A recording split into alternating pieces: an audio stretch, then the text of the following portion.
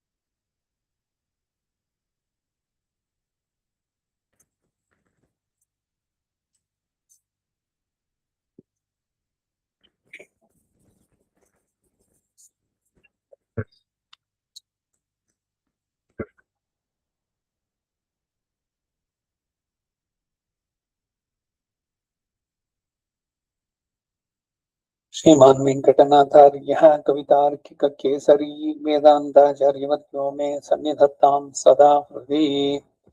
गुरुभ्यः तद्गुरुभ्यश्च नमो वागमदीमहे वृणीमहे च तत्रात्मोदम्पति जगदाम्पति स्वशेषभूतेन मया स्वीयैः सर्वपरिच्छदैः विधातं प्रीतमात्मानं श्रीमान् प्रकृते स्वयं शुक्लाम्बरधरं विष्णुं शशिवर्णं चतुर्भुजं प्रसन्नवदनं ध्यायेत् सर्वविघ्नोपशान्तिये। यस्य द्विरदवक्त्राद्याः पारिषद्याः परशतं विघ्नं निघ्नन्ति सततं विश्वक्सेनं तमाश्रये। व्यासं वसिष्ठनप्तारं शक्तये पौत्रमकल्मषं पराशरात्मजं वन्दे जगदातं तपोनिधिं व्यासाय विष्णुरूपाय व्यासरूपाय विष्णवे नमो वै ब्रह्मनिधये वासिष्ठाय नमो नमः। अविकाराय शुद्धाय नित्याय परमात्मने सदैकरूपरूपाय विष्णुवे सर्वजिष्णुवे सम्यग्ज्ञाय कलापेन महता भारतेन च उपब्रह्मितवेदाय नमो व्यासाय विष्णुवे मुनिं स्निग्धाम्बुदाभासं वेदव्यासमकल्मषं वेदव्यासं सरस्वत्या वासं व्यासं नमाम्यहम्।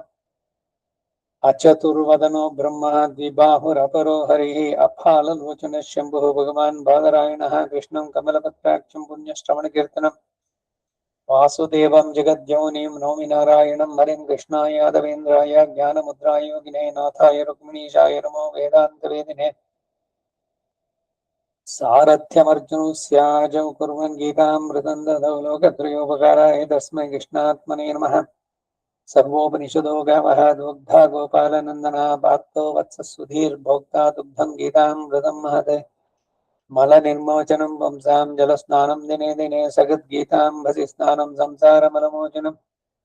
गीतासु गीता कर्तव्या किमन्यैः शास्त्रविस्तरैः या स्वयं पद्मनाभस्य मुखपद्माद्विनिसृताः सर्वशास्त्रमयी गीता सर्वदेवमयो हरिः सर्वतीर्थमयी गंगा सर्वधर्ममयो मनः यस्मिन् प्रसादसमुखे कवयो विधेते शास्त्राण्यशास्त्रिहयन्महिमाश्रयाणि कृष्णेन तेन यदय स्वयमेव गीतं शास्त्रस्य तस्य सदृशम् किमिहास्ति शास्त्रम् भीष्मद्रोणतटा जयद्रथजलगान्धारनीलोत्पला शल्यग्राहवती कृपेण महिनी कर्णेन वेलाकुलाश्वत्थामविकर्णघोरमकरादुर्योधनामर्तिनी सोत्तीर्णाः खलु पाण्डवैरणनदी कैवर्तके केशवे नमोऽस्तु ते व्यासविशालबुद्धे पुल्लारविन्दायतपत्नेत्रायण त्वया भारततैलपूर्णः प्रज्वालितो ज्ञानमयप्रदीपः प्रपन्नपारिजाताय स्तोत्रवेत्रैकपाणिय ज्ञानमुद्राय कृष्णाय गीतामृतदुहे नमः वसुदेवसुतं देववंशचाणूरमर्दनम्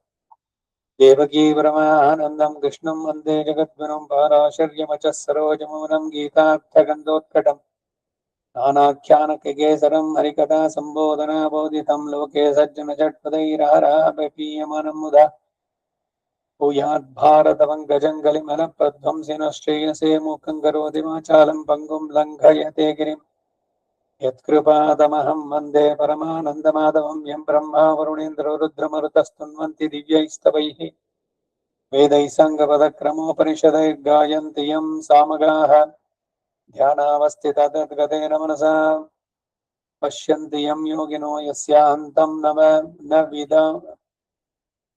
न विदुः सुरासुरगण देवाय तस्मै नमः। पार्थाय प्रतिबोधितां भगवता नारायणेन स्वयं व्यासेन कृतितां पुराणमुनिना मध्ये महाभारतम् अद्वैतामृतवर्षिणीं भगवतीम् अष्टादशाध्यायिनीम् अम्ब त्वामनुसन्धरामि भगवद्गीते भवद्वेषिणीः। अष्टमहिषी समेता श्रीकृष्णाय परब्रह्मणे नमः।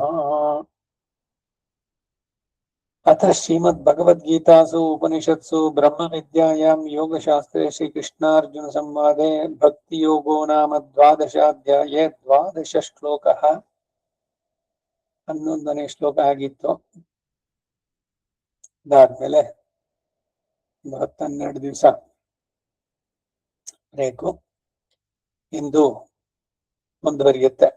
17 ಇದರಲ್ಲಾಗಿದ್ದು ಶ್ರೇಯೋ ಈ ಜ್ಞಾನಂ ವಿಶಿಷ್ಯತೆ ಧ್ಯಾನಾತ್ ಕರ್ಮಫಲತ್ಯಾಗಃ ತ್ಯಾಗಚ್ಛಾಂತಿರನಂತರಂ. ಹಿಂದೆ ಹೇಳಿದ ಸರ್ವಕರ್ಮ ಫಲತ್ಯಾಗ ರೂಪ ಕರ್ಮಯೋಗವೇ ನಿನಗೆ ಹಿತವನ್ನು ಉಂಟು ಮಾಡುವುದರಲ್ಲಿ ಸರ್ವೋತ್ಕೃಷ್ಟ ಸಾಧನ ಎಂದು ಅದನ್ನು ಶ್ಲಾಘಿಸಿದ್ದಾರೆ. ಕರ್ಮವನ್ನೇ ಬಿಟ್ಬಿಡೋದಲ್ಲ, ಕರ್ಮ ಫಲತ್ಯಾಗ ರೂಪ ಕರ್ಮಯೋಗ, ಸಂಬಂಧ ತ್ಯಾಗ, ಕರ್ತೃತ್ವ ತ್ಯಾಗ, ಫಲತ್ಯಾಗ. ಅಭ್ಯಾಸಾತ್ ಉಪಾಸನೆಯಲ್ಲಿ ಪರಮಾತ್ಮೋಪಾಸನೆಯಲ್ಲಿ ಆತನ ಕಲ್ಯಾಣ ಗುಣಗಳ ಸ್ಮರಣ ಮೊದಲಾದವುಗಳ ಮೂಲಕ ಮಾಡುವ ಉಪಾಸನೆಕ್ಕಿಂತಲೂ ಇಲ್ಲಿ ಪ್ರಯೋಗಿಸಿರುವ ಅಭ್ಯಾಸಾತ್ ಎಂಬ ಪ್ರಯೋಗ ಉಪಲಕ್ಷಣಾರ್ಥವಾಗಿ ಉಪಯೋಗಿಸಿರುವುದರಿಂದ ಮತ್ಕರ್ಮ ಪರತ್ವಕ್ಕಿಂತಲೂ ಎಂದು ಇಟ್ಕೊಳ್ಳೋದು. ಜ್ಞಾನಂ ತನ್ನ ಆತ್ಮ ಸಾಕ್ಷಾತ್ಕಾರ ರೂಪ ಜ್ಞಾನವು ಶ್ರೇಯೂಹಿ ಉಪಾಸನ ಸಿದ್ಧಿಗೆ ಉಪಯುಕ್ತವಾಗುವುದರಿಂದ ತುಂಬಾ ಒಳ್ಳೆಯದು. ಮುಮುಕ್ಷುವಿಗೆ ಸುಕರವಾಗಿ ಹಿತಕರವಾದುದು ಎಂಬ ಅರ್ಥ. ಪರಮಾತ್ಮ ಉಪಾಸನೆಗೆ ಬೇಕಾದ ಚಿತ್ತದ ಏಕಾಗ್ರತೆ ಉಂಟಾಗುವುದು ಕಷ್ಟ. ಆದ್ದರಿಂದ ಆತ್ಮ ಸಾಕ್ಷಾತ್ಕಾರ ಭಕ್ತಿಯೋಗಕ್ಕೆ ಅಂಗವಾಗಿ ಭಕ್ತಿಯೋಗಕ್ಕೆ ಸಾಧಕವಾಗಿಯೂ ಹಿಂದೆಯೇ ಹೇಳಲ್ಪಟ್ಟಿರುವುದಲ್ಲದೆ ದಹರ ವಿದ್ಯಾದಿಗಳಲ್ಲೂ ಶ್ರುತಿಗಳಲ್ಲೂ ಈ ಉಪದೇಶ ಹಿಂದೆಯೇ ವ್ಯಕ್ತಪಡಿಸಿರುತ್ತೆ. 3ನೇ ಅಧ್ಯಾಯದ ಅವತಾರಿಕೆಯನ್ನ ನೀವು ಪರಾಮರಿಸಿ. ಆದರೆ ಇಂತಹ ಜ್ಞಾನಯೋಗ ನಿಷ್ಠೆಯು ಕಷ್ಟ ಎಂದು ಕರ್ಮಜ್ಞಾಯೋ ಹ್ಯಕರ್ಮಣಃ 3ನೇ ಅಧ್ಯಾಯದ 8ನೇ ಶ್ಲೋಕ ಅಲ್ಲಿ ಜ್ಞಾನ ನಿಷ್ಠೆಗಿಂತಲೂ ಕರ್ಮನಿಷ್ಠೆಯ ಸುಕರ ಎಂದು ಪರಮಕೃಪೆಯ ಉಪದೇಶಿಸಿದ್ದನ್ನ ಮನಸ್ಸಿನಲ್ಲಿಟ್ಟು ಮುಂದೆ ಕೇಳುತ್ತಾರೆ. ಜ್ಞಾನಾತ್ ಧ್ಯಾನಂ ವಿಶಿಷ್ಯತೆ. ಜ್ಞಾನಾತ್ ಆತ್ಮ ಸಾಕ್ಷಾತ್ಕಾರ ರೂಪವಾದ ಜ್ಞಾನ ಯೋಗ ನಿಷ್ಠೆಗಿಂತಲೂ ಧ್ಯಾನಂ ಆತ್ಮಸ್ವರೂಪ ವಿಷಯಕ ಚಿಂತನೆ 6ನೇ ಅಧ್ಯಾಯದಲ್ಲಿ ಹೇಳಿದ್ದು. ವಿಶಿಷ್ಯತೆ ಸುಕರವಾಗಿ ಉತ್ತಮ ಸುಲಭ ಎಂಬ ಭಾವ. ಇದು ಶ್ರೇಯ ಅಂತ ಹೇಳಿದ್ರು ಅರ್ಥವೇ. ಧ್ಯಾನಾತ್ ಇಂತಹ ಕೇವಲ ಆತ್ಮ ಸ್ವರೂಪ ಚಿಂತನೆಗಿಂತಲೂ ಕರ್ಮ ಫಲತ್ಯಾಗ ಆತ್ಮ ಯಾಥಾತ್ಮ ಜ್ಞಾನದೊಂದಿಗೆ ಕರ್ಮಯೋಗದ ಸರ್ವ ಕರ್ಮಗಳನ್ನು ಫಲಾಭಿಸಂಧಿರಹಿತನಾಗಿ ನನ್ನ ಪ್ರೀತ್ಯರ್ಥವಾಗಿ ಅನುಷ್ಠಿಸುವುದು ವಿಶಿಷ್ಯತೆ ಅದಕ್ಕೂ ಸುಲಭವಾಗಿ ಉತ್ತಮ, ಎಲ್ಲದಕ್ಕಿಂತಲೂ ಉತ್ತಮವೋ.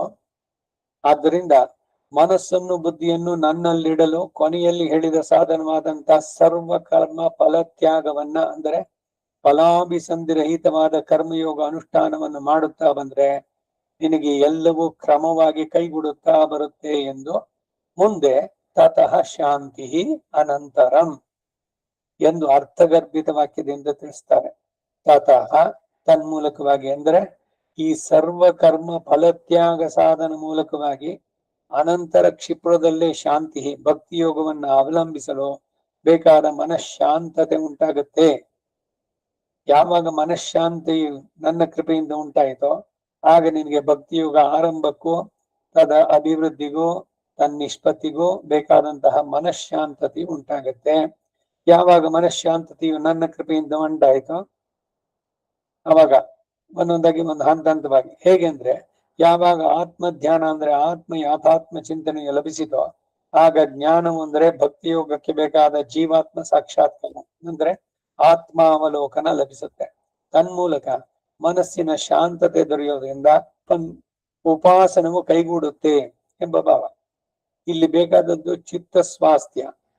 ಅದಕ್ಕೆ ಸರ್ವೋತ್ಕೃಷ್ಟ ಸಾಧನ ಯಾವುದು ಅಂದ್ರೆ ಆತ್ಮ ಯಾಥಾತ್ಮ್ಯ ಜ್ಞಾನದೊಂದಿಗೆ ಸರ್ವಕರ್ಮ ಫಲ ತ್ಯಾಗದೊಂದಿಗೆ ಭಗವದರ್ಪಣ ಭಕ್ತಿಯಿಂದ ಅನುಷ್ಠಿಸುವ ಕರ್ಮಯೋಗ ಅಂತ ಹೇಳಿದ್ರು. ಇದರಿಂದ ಒಡನೆಯೇ ಆತ್ಮ ಧ್ಯಾನವೇನು, ಆತ್ಮ ಜ್ಞಾನ ಏನು, ಚಿತ್ತದ ಶಾಂತತೆ ಏನು, ಸುಕರವಾಗಿ ಭಕ್ತಿ ಪರಭಕ್ತಿ ಏನು ಇದೆಲ್ಲ ಜನಿಸುತ್ತೆ ಎಂಬ ಭಾವ. ಆದ್ದರಿಂದ ಹೇ ಅರ್ಜುನನೇ, ನೀನು ಅವಲಂಬಿಸತಕ್ಕದ್ದು ಹಿಂದಿನ ಶ್ಲೋಕದಲ್ಲಿ ಹೇಳಿದ ಸಾಧನವೇ ಅಂತ ತಿಳಿಸಿದ್ರು.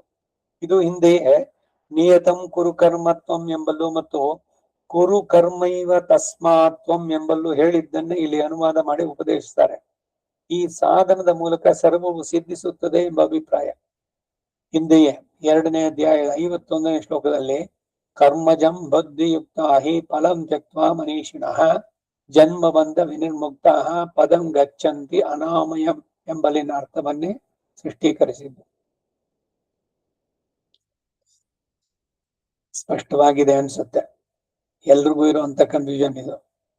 ಕರ್ಮಯೋಗವ, ಜ್ಞಾನ ಯೋಗವ, ಭಕ್ತಿ ಯೋಗವ, ಇಲ್ಲ ಹೇಳೋದು ಧ್ಯಾನ ಯೋಗ, ಇನ್ನು ರಾಜಯೋಗ, ಬೇರೆ ಬೇರೆ ಹೆಸರುಗಳನ್ನು ಬೇರೆಯವರು ಕೊಟ್ಟಿದ್ದಾರೆ. ಇದರಲ್ಲಿ ಎಲ್ಲ ಪ್ರಾಕ್ಟಿಕಲ್ ಆಗಿ ಮಾಡಬೇಕಾದ್ರೆ ಸಾಧ್ಯವೋ? ಮನಸ್ಸಿನ ಏಕಾಗ್ರತೆ, ಚಿತ್ತ ಏಕಾಗ್ರತೆ ಅದು ಸಿಗುತ್ತೋ? ಇನ್ನ ಸ್ವಸ್ಥಮಯ ಇರ್ಕಿಂಗಳು, ಸ್ವಸ್ಥಮಯ ಇರ್ಕಿಂಗಳು ಅಂದ್ರೆ ಏನು? ಸ್ವಸ್ಥ ಅಂದ್ರೆ ಆರೋಗ್ಯವಾಗಿರೋದು ಅಂತಾನ? ಚಿತ್ತ ಸ್ವಾಸ್ಥ್ಯ ಇರಬೇಕು ಅಂದ್ರೆ ಅವನು ತನ್ನ ನಿಜ ಸ್ವರೂಪದಲ್ಲಿ ಇರ್ಬೇಕು. ಯಾವಾಗ್ಲೂ ನಾನು ಜ್ಞಾನ ಆನಂದಮಯ ಆತ್ಮ ಶೇಷೋ ಹಿ ಪರಮಾತ್ಮನಃ ಅನ್ನುವಂತಹ ಜ್ಞಾನ ಚೆನ್ನಾಗಿರ್ಬೇಕು. ಇದು ಸಾಧ್ಯನೋ? ಶರೀರವೇ ನಾನು ಅನ್ನುವಂಥದ್ದು ಎಷ್ಟು ಅನಾದಿ ಕಾಲದಿಂದ ಈ ಕರ್ಮದ ಶರೀರದೊಂದಿಗೆ ಬಂದು ಶರೀರವೇ ನಾನು ಅನ್ನೋ ಭ್ರಮೆ, ಅದು ಸುಲಭವಾಗಿ ಹೋಗಲ್ಲ.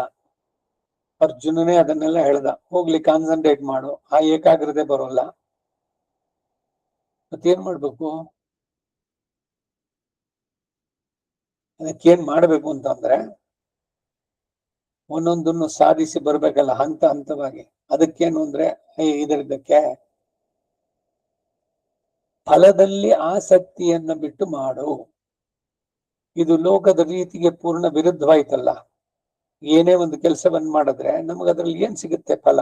ಅದ್ರ ಮೇಲೆ ತಾನೇ ನಾವು ನಡೆಸುವಂತಹದ್ದು ನಮ್ಮ ಪ್ರಯತ್ನ ಎಲ್ಲ. ಆ ಫಲ ಸಿಗಲೇಬೇಕು ಅಂತಂದಾಗ ಅದಕ್ಕೆ ಅತೀವ ಶ್ರದ್ಧೆಯಿಂದ ಏನೆಲ್ಲ ಮಾಡ್ಬೇಕು ಮಾಡಬಾರ್ದು ಎಲ್ಲದನ್ನು ಮಾಡಿ ಅಂತೂ ಸಿಗ್ಬೇಕು ನಮ್ಗದು. ಫಲದಲ್ಲಿ ಆಸಕ್ತಿಯನ್ನ ಬಿಟ್ಟು ಮಾಡು ಅಂದ್ರೆ ಮನಸ್ಸು ಪ್ರಶಾಂತವಾಗತ್ತೆ. ಯಾಕಂದ್ರೆ ಫಲ ಏನ್ ಕೊಡ್ತಾನೋ ಬಿಡೋದು ಅವನಿಗೆ ಸೇರಿದ್ದು. ಕರ್ಮಣ್ಯವ ಅಧಿಕಾರ ಅಷ್ಟೇ, ಕರ್ಮ ಮಾಡೋದಕ್ಕೆ ಮಾತ್ರ ನನಗೆ ಅಧಿಕಾರ. ಇದು ನಮ್ಮ ಮನಸ್ಸಿನಲ್ಲಿ ಮತ್ತೆ ಮತ್ತೆ ಸ್ಪಷ್ಟವಾಗ್ಬೇಕು. ಕರ್ಮಣ್ಯೇವ ಅಧಿಕಾರಸ್ಥೆ ಮಾ ಫಲೇಶು ಕದಾಚನ. ಮಾಡಿದ್ಮೇಲೆ ಸಿಕ್ಕೇ ಸಿಗುತ್ತೆ, ಇಲ್ಲ ಅದು ಬಂದೇ ಬರುತ್ತೆ, ಇಲ್ಲ ಮಾಡಿದೀನಲ್ಲ ಅವ್ನು ಕೊಟ್ಟೆ ಕೊಡ್ಬೇಕು, ಯಾವುದು ನಿಲ್ಲೋದಿಲ್ಲ. ಯಾಕೆಂದ್ರೆ ಆ ಫಲಾಭಿಸಂಧಿರಹಿತ ಕರ್ಮ ಅದು ಯೋಗವಾಗ್ಬೇಕಾದ್ರೆ ಈ ಆತ್ಮ ಅನ್ನೋದು ಭಗವಂತನಿಗೆ ಸೇರಿದ್ದು ಅನ್ನುವ ಅರಿವು ಇದ್ದು ನಾ ಮಾಡ್ತಾ ಇರೋದು ಭಗವಂತನಿಗಾಗಿಯೇ ಅಂತ ಮಾಡ್ಬೇಕಾದ್ರೆ ಸಹಜವಾಗಿ ಇದೆಲ್ಲ ಬರುತ್ತೆ. ಇದು ಹೇಗೆ ಅಂತಂದ್ರೆ, ಈಗ ಒಂದು ಕೋಣೆ ಇದೆ, ಅದ್ರಲ್ಲಿ ತುಂಬಾ ಕತ್ತಲು, ಲೈಟ್ ಇಲ್ಲ. ಆ ಕತ್ತಲನ್ನೆಲ್ಲ ಏನು ಮರ ತಗೊಂಡು ತೆಗೆದು ಹೊರಗೆ ಹಾಕ್ಬೇಕಾ? ಒಳಗೊಂದು ಜ್ಯೋತಿಯನ್ನು ಹಚ್ಚಿದ್ರೆ ತಾನಾಗೆ ಮರೆಯಾಗ್ಬಿಡುತ್ತೆಲ್ಲ. ಹಾಗೆ ಮನಸ್ಸಿನ ಚಂಚಲತೆಯನ್ನು ಬಿಡಿಸ್ಬೇಕಾ? ಆ ಮನಸ್ಸನ್ನ ಚಿಂತನೆ ಬಿಡಿಸ್ಬೇಕು ಅನ್ನೋ ಬದಲು ಮನಸ್ಸನ್ನು ಒಳ್ಳೆಯದ್ರಲ್ಲಿ ತೊಡಗಿಸ್ಬಿಡಿ. ಅವಾಗ ಕೆಟ್ಟ ಯೋಚನೆನೋ ಕೆಟ್ಟ ಥಾಟ್ಸ್ಗಳು ಬರೋದಿಲ್ಲ. ಯಾವಾಗ ಮನಸ್ಸು ಒಳ್ಳೆಯ ಚಿಂತನೆಯಲ್ಲಿ ತೊಡಗುತ್ತೋ ಸಹಜವಾಗಿ ಆಗ ಆಲೋಚನೆಗಳು, ಕೆಟ್ಟ ಚಿಂತನೆಗಳು ಇವೆಲ್ಲ ಏನು ಬರೋದಕ್ಕಲ್ಲಿ ಸಾಧ್ಯವೇ ಇಲ್ಲ. ಯಾಕೆಂದ್ರೆ ಮನಸ್ಸು ಇದ್ರಲ್ಲಿ ತೊಡಗಿತ್ತು. ಇದಕ್ಕಾಗೇನೆ ಈ ನಾಮ ಸಂಕೀರ್ತನೆ ಇದನ್ನೆಲ್ಲ ಹೇಳುವಂತದ್ದು.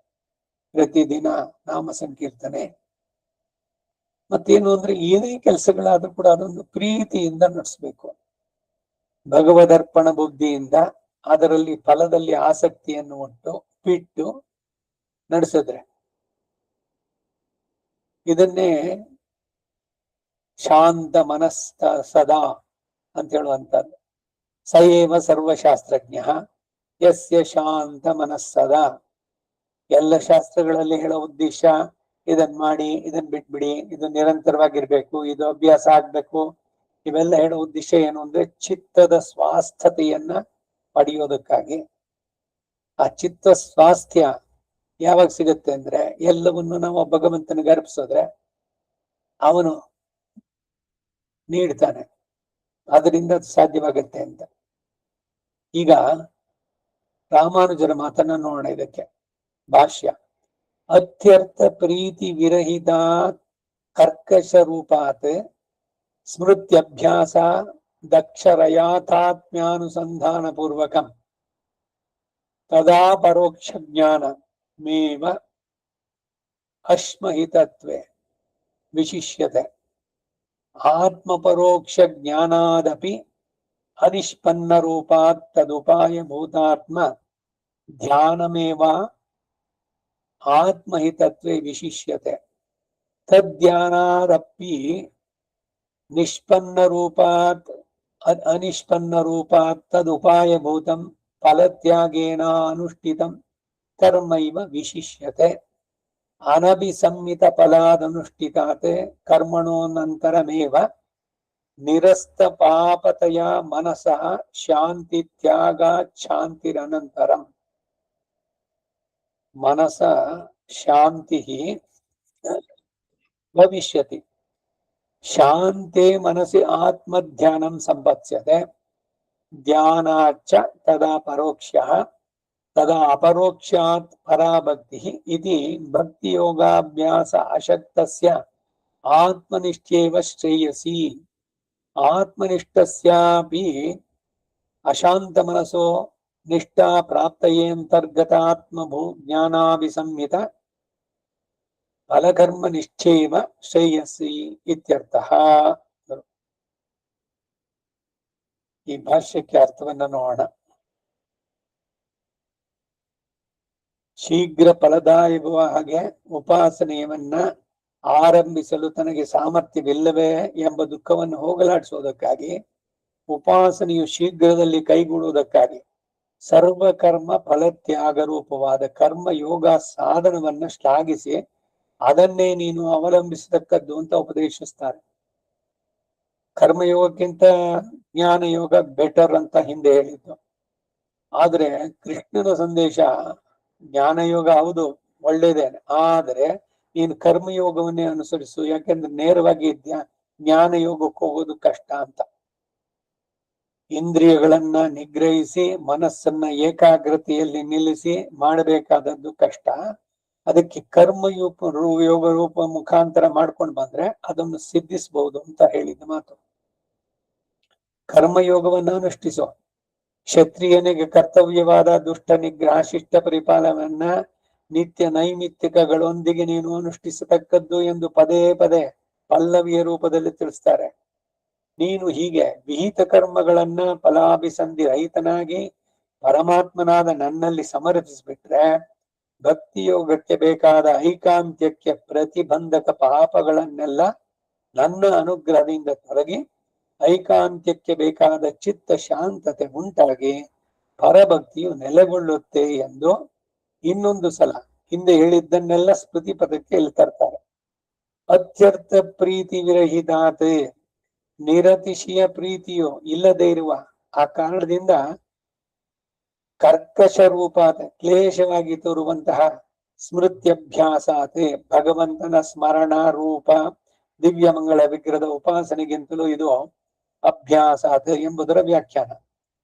ಆರಂಭಣ ಸಂಶೀಲನಂ ಪುನಃ ಪುನಃ ಅಭ್ಯಾಸ ಎಂದು ಯತಿವರ್ಗರು ವ್ಯಾಖ್ಯಾನ ಮಾಡಿದ್ದಾರೆ. ಶ್ರೀಭಾಷ್ಯ 1:1:1. ಆರಂಭಣ ಎಂದ್ರೆ ಆಲಂಬನ ಶುಭಾಶ್ರಯವು, ಅದರ ಪುನಃ ಪುನಃ ಸಂಶೀಲನವು ಅಭ್ಯಾಸ. ಸೊ ಇಲ್ಲೆಲ್ಲ ಮುಖ್ಯವಾಗಿ ಹೇಳೋದು ಅಂದ್ರೆ ಈಗ ಸಂಧ್ಯಾವನ್ನೇ ಮಾಡ್ಬೇಕು. ಏನ್ ಕರ್ಮನೂ ನಾವು ಹುಟ್ಟಿದ್ವಿ, ಸಂಧ್ಯಾವನ್ನೇ ಮಾಡ್ಲೇಬೇಕು. ಸಂಧ್ಯಾ ವಿಹೀನ ಅಶುಚಿ ನಿತ್ಯಂ ಅನರ್ಹ ಸರ್ವಕರ್ಮಸು ಅಂತಾರೆ. ಸೊ ಮಾಡ್ಲೇಬೇಕು. ಅಯ್ಯೋ ಮಾಡ್ಬೇಕಲ್ಲ ಅಂತ ಮಾಡೋದು, ಇದು ಈ ರೀತಿ ಮಾಡಿದ್ರೆ, ಮಾಡಬೇಕು ಅಂತ ಮಾಡೋದಾದ್ರೆ ಸುಮ್ಮನೆ ತಟ್ಟೆ ಲೋಟ ಸರ್ಕಸ್ಸು ಅಂತ ಹಾಗಾಗುತ್ತೆ. ಪ್ರೀತಿ ಇಲ್ಲದಿದ್ರೆ ಯಾವುದೇ ಕೆಲಸ ಚೆನ್ನಾಗಾಗೋದಿಲ್ಲ. ಯಾವುದೇ ಕೆಲಸ ಮಾಡಿ, ಲೌಕಿಕವೋ ವೈದಿಕವೋ, ಅದು ಸುಮ್ಮನೆ ರುಟೀನ್ ಅಂತ ಆಗ್ಬಾರ್ದು. ಇಷ್ಟಪಟ್ಟು ಮಾಡ್ಬೇಕು. ಯಾವಾಗ ಅಲ್ಲಿ ಇಷ್ಟ ಇರುತ್ತೋ ಅವಾಗ ಅದ್ರ ಬಗ್ಗೆ ಎಲ್ಲ ಶ್ರದ್ಧೆ ಬರುತ್ತೆ. ಇಲ್ದಿದ್ರೆ ಏನೋ ರುಟೀನು ಆಗ್ಬೇಕು ಪ್ರತಿದಿನ ಅಷ್ಟೇ, ಹಾಗಾಗ್ಬಾರ್ದು. ಮತ್ತೆ ಈಗ ಧ್ಯಾನವೋ ಇದನ್ನ ಹೇಳಿದ್ದು ಅಂತಂದ್ಬಿಟ್ಟು ಅದು ಮಾಡಿದ ತಕ್ಷಣ ಬೇರೆ ಎಲ್ಲ ಬಿಟ್ಟು ಬಿಡು ಅನ್ನೋದಿಲ್ಲ ಇಲ್ಲಿ. ನಿತ್ಯ ನೈಮಿತ್ತಿಕ ಕರ್ಮಗಳು, ವರ್ಣಾಶ್ರಮ ಧರ್ಮಗಳು ಬಹಳ ಬಹಳ ಅವಶ್ಯಕ. ಪ್ರತಿಯೊಬ್ಬರು ಅದನ್ನ ಅನುಷ್ಠಿಸಿ ಅದ್ರ ಜೊತೆಗೆ ಇದನ್ನ ಇಟ್ಕೊಳ್ಬೇಕು ಅನ್ನೋದೇನೆ ಸಂದೇಶ. ಇವೆಲ್ಲ ಬಿಟ್ಬಿಟ್ಟು ಬರೀ ಮಾಡ್ತೀನಿ ಅಂತ. ಈ ಕೆಲವರಿಗೆ ಸುದರ್ಶನ ಹೋಮ ಮಾಡಿಸ್ಬೋಣ ಅಂತ, ಸರಿ ಏನ್ ನೀವು ಸಂಧ್ಯಾವನೆ ಮಾಡ್ತಿದ್ದೀರಾ? ಇಲ್ಲ ಮಾಮ, ಅದೆಲ್ಲ ಮಾಡಕ್ಕಾಗಲ್ಲ, ನೀವು ಬನ್ನಿ ಮಾಡಿಸ್ಕೊಟ್ಬಿಡಿ ಅಷ್ಟೇ. ಸಂಧ್ಯಾವನ್ನೇ ಮಾಡದೆ ಪ್ರತಿದಿನ ನೀವು ಬೆಷ್ಟೇ ಸುದರ್ಶನ ಹೋಮಗಳನ್ನು ನಡೆಸಿದ್ರು ಕೂಡ ಏನಾದ್ರು ಉಪಯೋಗವಾಗುತ್ತೋ? ಮೂಲತಃ ಅದು ಇರಬೇಕು. ಆಮೇಲೆ ಈ ನರಸಿಂಹ ಹೋಮ, ಸುದರ್ಶನ ಹೋಮ ಇವೆಲ್ಲ ಸ್ವಲ್ಪ ಬಹಳ ಎಚ್ಚರಿಕೆಯಿಂದ ನಡೆಸ್ಬೇಕು. ಅದ್ರಲ್ಲಿ ಏನಾದ್ರು ಲೋಪದೋಷಗಳಾದ್ರೆ ಒಳ್ಳೇದಾಗೋ ಬದಲು ಕೆಟ್ಟದಾಗುವಂತ ಚಾನ್ಸಸ್ ಇದೆ. ಅಪಚಾರಗಳಾದಾಗ ಆ ಭಯ ಇರಬೇಕು. ಒಂದು ಹೋಮವನ್ನು ನಡೆಸ್ಬೇಕಾದ್ರೆ ಆ ಯಾವ ದೇವತೆಯನ್ನು ಉದ್ದೇಶಿಸಿದೆಯೋ ಅದಕ್ಕಾಗಿ ಒಂದಷ್ಟು ಜಪ ಹೆಚ್ಚಿಗೆ ಮಾಡಬೇಕು. ಹಿಂದೆ ಎಲ್ಲ ಕೇಳಿದ್ರಲ್ಲಿ ಹೇಗೆ ಅಂದ್ರೆ, ಯಾರೋ ಸುದರ್ಶನ ಉಪಾಸಕರವರು, ಅವರೇನ್ ಹೇಳ್ಕೊಂಡಿಲ್ಲ, ಬೇರೆಯವರೆಲ್ಲ ಅವರು ಸುದರ್ಶನ ಪ್ರತಿದಿನ ಬಹಳಷ್ಟು ಜಪಿಸ್ತಾರೆ ಅಂತ, ಅವರ ಹತ್ರ ನಡೆಸ್ಬೇಕು ಅಂತ. ಸುದರ್ಶನ ಹೋಮ ಆಗ್ಬೇಕಾ, ಅವ್ರು 3 ಮಾಸ ಟೈಮ್ ಕೊಡಪ್ಪ ಅಂತಿದ್ರು. ಅವರು ಎಷ್ಟೋ ಲಕ್ಷ ಜಪವನ್ನು ಮಾಡಿ ಆಮೇಲೆ ಆ ಮಂತ್ರದ ಇದಕ್ಕೆ ಹೋಗುವಂತದ್ದು. ಅದಕ್ಕೆ ಸ್ವಲ್ಪ ದ್ರವ್ಯ ಇದು ಎಲ್ಲವೂ ಕೂಡ ಹೆಚ್ಚಿಗೆ ಬೇಕಾಗೋದು. 10 ಜನ ಋತ್ವಿಕ್ಗಳು ಬೇಕು. ಸುಮ್ಮನೆ ಯಾರೋ ಒಬ್ಬನ್ ಕರೆದು ಕೃಷ್ಣಾಯ ಗೋವಿಂದಾಯ ಹಂ ಭಟ್ ಸಹ ಅನ್ಬಿಟ್ರೆ ಆಗ್ಬಿಡುತ್ತೆ ಸುದರ್ಶನ ಹೋಮ. ಮಂತ್ರಂ ಯತ್ನೇನ ಗೋಪಯೇತ್ ಅಂತಿರೋದು ಬರೀ ತೋರಿಕೆಗಳು, ಇದು ಅದುಗಳಿಗೆ ಆಗೋಗುತ್ತೆ. ಈ ದೇವಾಲಯದ ಅರ್ಚಕರು ಇವ್ರನ್ನೆಲ್ಲ ಕರೆಸೋದು ಸುದರ್ಶನ ಹೋಮಕ್ಕೆ, ಇದು ಅಪಚಾರ. ಇದು ಆ ದೇವಾಲಯದ ಕೆಲಸ ಏನಾಗ್ಬೇಕು? ಅವ್ರಿಗೆ ಪ್ರತಿದಿನ ಬೆಳಗ್ಗೆ ಸಾಯಂಕಾಲ ಮಾಡುವಂತ ವಿದ್ಯುಕ್ತವಾದ ಆಚರಣೆಗಳು ಅಲ್ಲಿದೆ, ಅವರೆಲ್ಲ ಇದಕ್ಕೆ ಇಳಿಬಾರ್ದು. ಇದೆಲ್ಲ ಅಪಚಾರಗಳಲ್ಲಿ ಸೇರುವಂತಹದ್ದು. ಯಾರು ನಡೆಸ್ತಾರೋ ಅವ್ರಿಗೆ ಆ ಮಂತ್ರೋಪದೇಶ ಆಗಿರ್ಬೇಕು. ಅದಕ್ಕೆ ಅವರು ಒಂದ್ ಸ್ವಲ್ಪ ಹೆಚ್ಚಿಗೆ ಆವೃತ್ತಿ ಜಪವನ್ನೆಲ್ಲ ಮಾಡಿ ಆಮೇಲೆ ನಡೆಸಿದ್ರೆ ಆ ಯಜಮಾನನ ನಿಜವಾದ ಉದ್ದೇಶ ಏನಿದೆಯೋ, ಏನ್ ಕಷ್ಟವೋ ಕ್ಲೇಶವೋ ಅದು ಪರಿಹಾರ ಆಗೋದಕ್ಕೆ ಅವನು ಪ್ರೀತನಾಗ್ತಾನೆ. ಹೀಗೆ ಏನೋ ಒಂದು ಮಾಡ್ಬಿಡೋದು, ಇಲ್ಲ ಬರೀ ತೋರಿಕೆಗೆ ಏನು ದೊಡ್ಡದಾಗಿ ಏನು ಇವೆ 4-5 ಅಂತಸ್ತಿನ ಈ ಇಟ್ಟಿಗೆಗಳ ಇದನ್ನ ಮಾಡಿ ಅದು ಶಾಖ ಎಷ್ಟು ಮಟ್ಟಕ್ಕೆ ದೊಡ್ಡದಾಯ್ತು ಅಂದ್ರೆ ಫ್ಯಾನಿನ ರೆಕ್ಕೆಗಳೆಲ್ಲ ಬೆಂಡಾಗಿ ಹೋಗಿದ್ದು ಮನೆ ಒಳಗಡೆ, ಎಷ್ಟು ಶಾಖ ಏರ್ಸಿದ್ ಮಾಡಿದ್ದು ಎಲ್ಲ ತಂದು ಸುರೀರಿ ಒಟ್ಟೊಟ್ಟಿಗೆ ಇದ್ರಲ್ಲಿ ತಟ್ಟೆಗಳಲ್ಲೋ ಟ್ರೇನಲ್ಲೋ ಇದ್ದಿದ್ದ ಹಂಗೇನೆ. ಈ ರೀತಿ ಮಾಡಿದ್ರೆ ಅದು ಬರೀ ತೋರಿಕೆ ಆಗತ್ತೆ ಹೊರತು ಭಗವಂತನ ಪ್ರೀತಿ ಆಗುತ್ತೋ? ಯೋ ಅಯಥಾ ದೇವ ಯಜನಂ ಕರೋತಿ ಪಾಪೀಯಾನ್ ಭವತಿ, ಯೋ ಯಥಾ ದೇವ ಯಜನಂ ಕರೋತಿ ವಸೀಯಾನ್ ಭವತಿ. ಯಾವ ಯಾವ್ದಕ್ಕೆ ಏನೇನು ವಿಧಿಗಳಿದೆಯೋ ಆ ರೀತಿ ಶ್ರದ್ಧೆಯಿಂದ ಭಯಭಕ್ತಿಗಳಿಂದ ಎಲ್ಲಿ ಅಪಚಾರ ನಡೆಯುತ್ತೋ ಅನ್ನೋ ಅರಿವು ಇಟ್ಕೊಂಡು ನಡೆಸಿದ್ರೆ ಆಗ ಅದು ಪ್ರೀತಿಯಾಗತ್ತೆ. ಸುಮ್ಮನೆ ಬರೀ ಮಾಡೋದು ಅಂತಂದ್ಬಿಟ್ಟು ಮಾಡಿದ್ರೆ ಏನು ಉಪಯೋಗ ಇಲ್ಲ,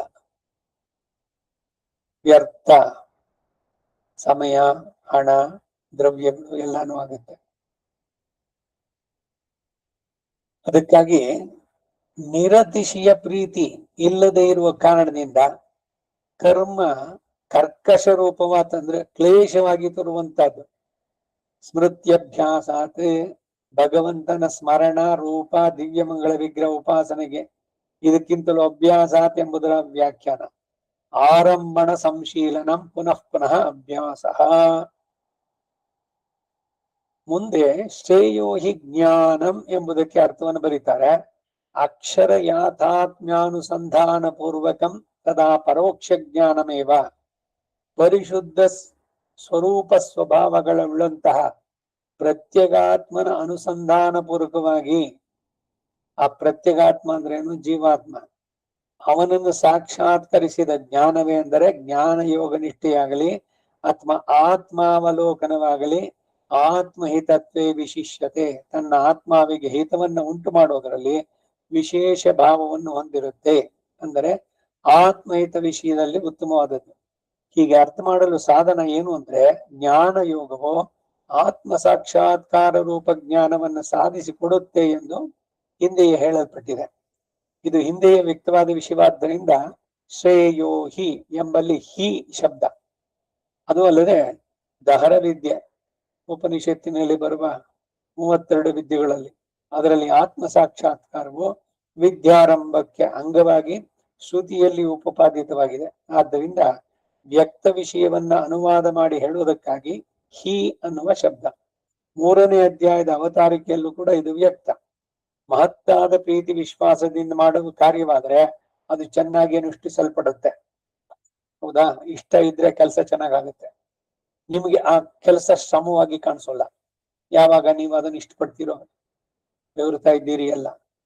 ಆದ್ರೂ ಕೂಡ ಧನ್ಯತೆಯ ಭಾಗ ಮನಸ್ಸಿನಲ್ಲಿ ಮಾಡಿದ್ವಿ, ಚೆನ್ನಾಗಾಯ್ತು ಅಂತ ಅಂದ್ಬಿಟ್ಟು ಶ್ರಮ ಕಾಣಿಸೋಲ್ಲ. ಅವಾಗ ಶ್ರಮ ಆಗ್ಲಿಲ್ವೋ? ಆಗಿರುತ್ತೆ.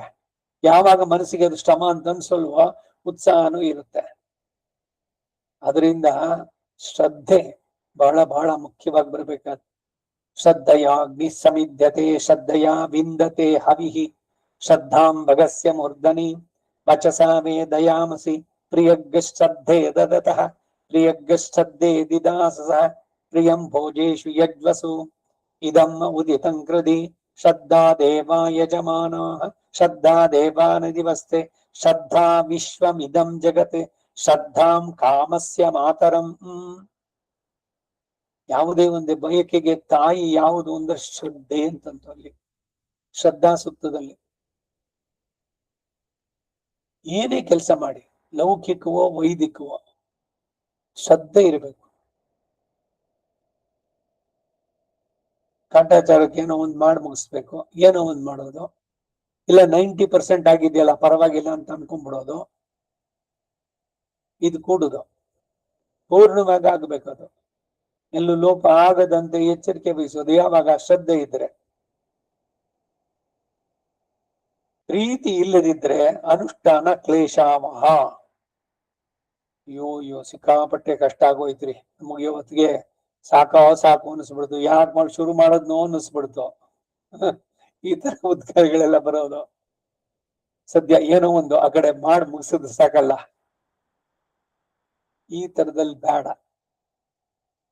ಯಾವುದೇ ಕೆಲಸ. ಅದರಿಂದ ಪ್ರೀತಿಯಿಂದ ಶ್ರದ್ಧೆಯಿಂದ ನಡೆಸಬೇಕಾದಂತಹದ್ದು ಏನೇ ಕೆಲಸ ಭಗವದರ್ಪಿತವಾಗಿ. ಈ ಅಭಿಪ್ರಾಯದಿಂದಲಾದ್ರೂ ಕೂಡ ಈ ಶಬ್ದವು ಹಾಗೆ ಪ್ರೀತಿ ಇಲ್ಲದೆ ಇರುವುದಕ್ಕೆ ಕಾರಣ ಪ್ರತಿಬಂಧಕ ಪಾಪ ನಿವೃತ್ತಿಯು ಇನ್ನೂ ಆಗಿಲ್ಲವಾದ್ದರಿಂದ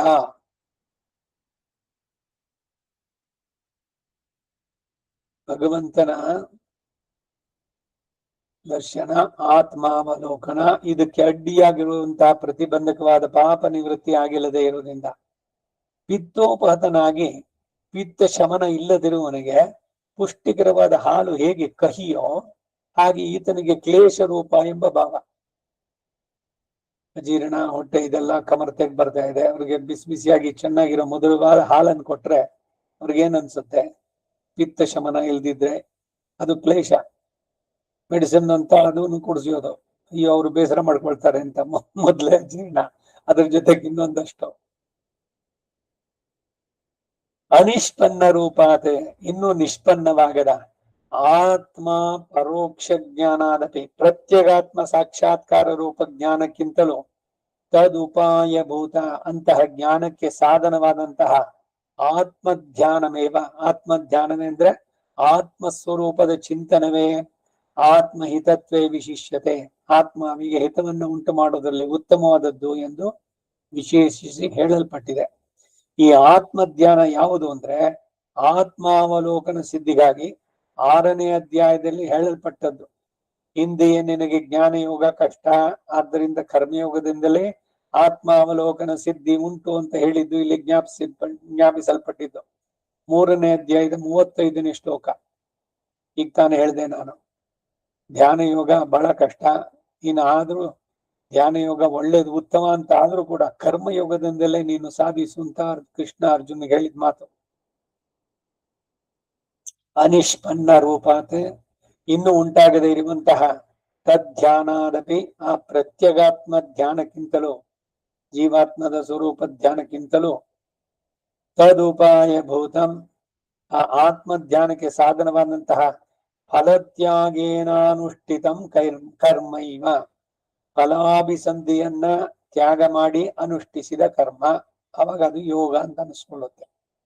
ಯಾವಾಗ ಫಲದಲ್ಲಿ ಆಸಕ್ತಿ ಬಿಟ್ಟು ಶ್ರದ್ಧೆಯಿಂದ ಏನು ಲೋಪದೋಷಗಳಿಲ್ಲದಂತೆ ಮಾಡಿ ಭಗವದರ್ಪಿತ ಮಾಡ್ತಿರೋ ಅವಾಗ, ಹಾಗೆ ತ್ಯಾಗ ಮಾಡಿ ಅನುಷ್ಠಿಸಿದ ಕರ್ಮವೇ ಅಂದರೆ ಕರ್ಮಯೋಗವೇ ವಿಶಿಷ್ಯತೆ, ಆತ್ಮಹಿತವನ್ನು ಉಂಟು ಮಾಡೋದರಲ್ಲಿ ಉತ್ತಮ ಎಂದು ಸುಲಭ ಎಂದು ವಿಶೇಷಿಸಿ ಹೇಳಲ್ಪಟ್ಟಿದೆ.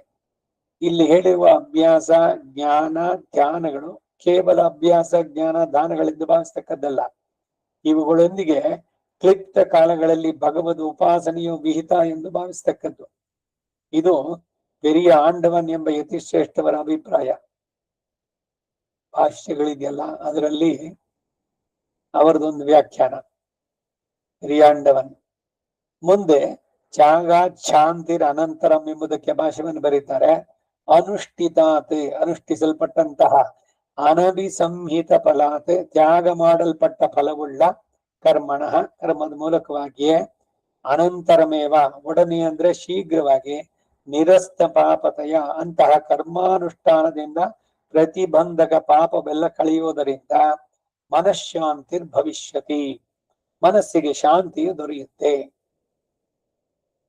ಈ ವೇದದಲ್ಲಿ ಹಿಂದೆ ಒಂದು ಮಾತು ಹೇಳಿ, ಧರ್ಮೇಣ ಪಾಪಂ ಅಪನುದತಿ ಅಂತ. ಧರ್ಮದಿಂದ ಪಾಪಗಳು ಪರಿಹಾರ ಆಗುತ್ತೆ ಅಂದ್ರೆ ನಮ್ಮ ಸಾಧನೆ ಭಗವಂತನನ್ನ ಪಡೆಯೋದಕ್ಕೆ ಅದಕ್ಕೆ ಅಡ್ಡಿಯಾಗಿರುವ ಪಾಪಗಳೆಲ್ಲ ಪರಿಹಾರ.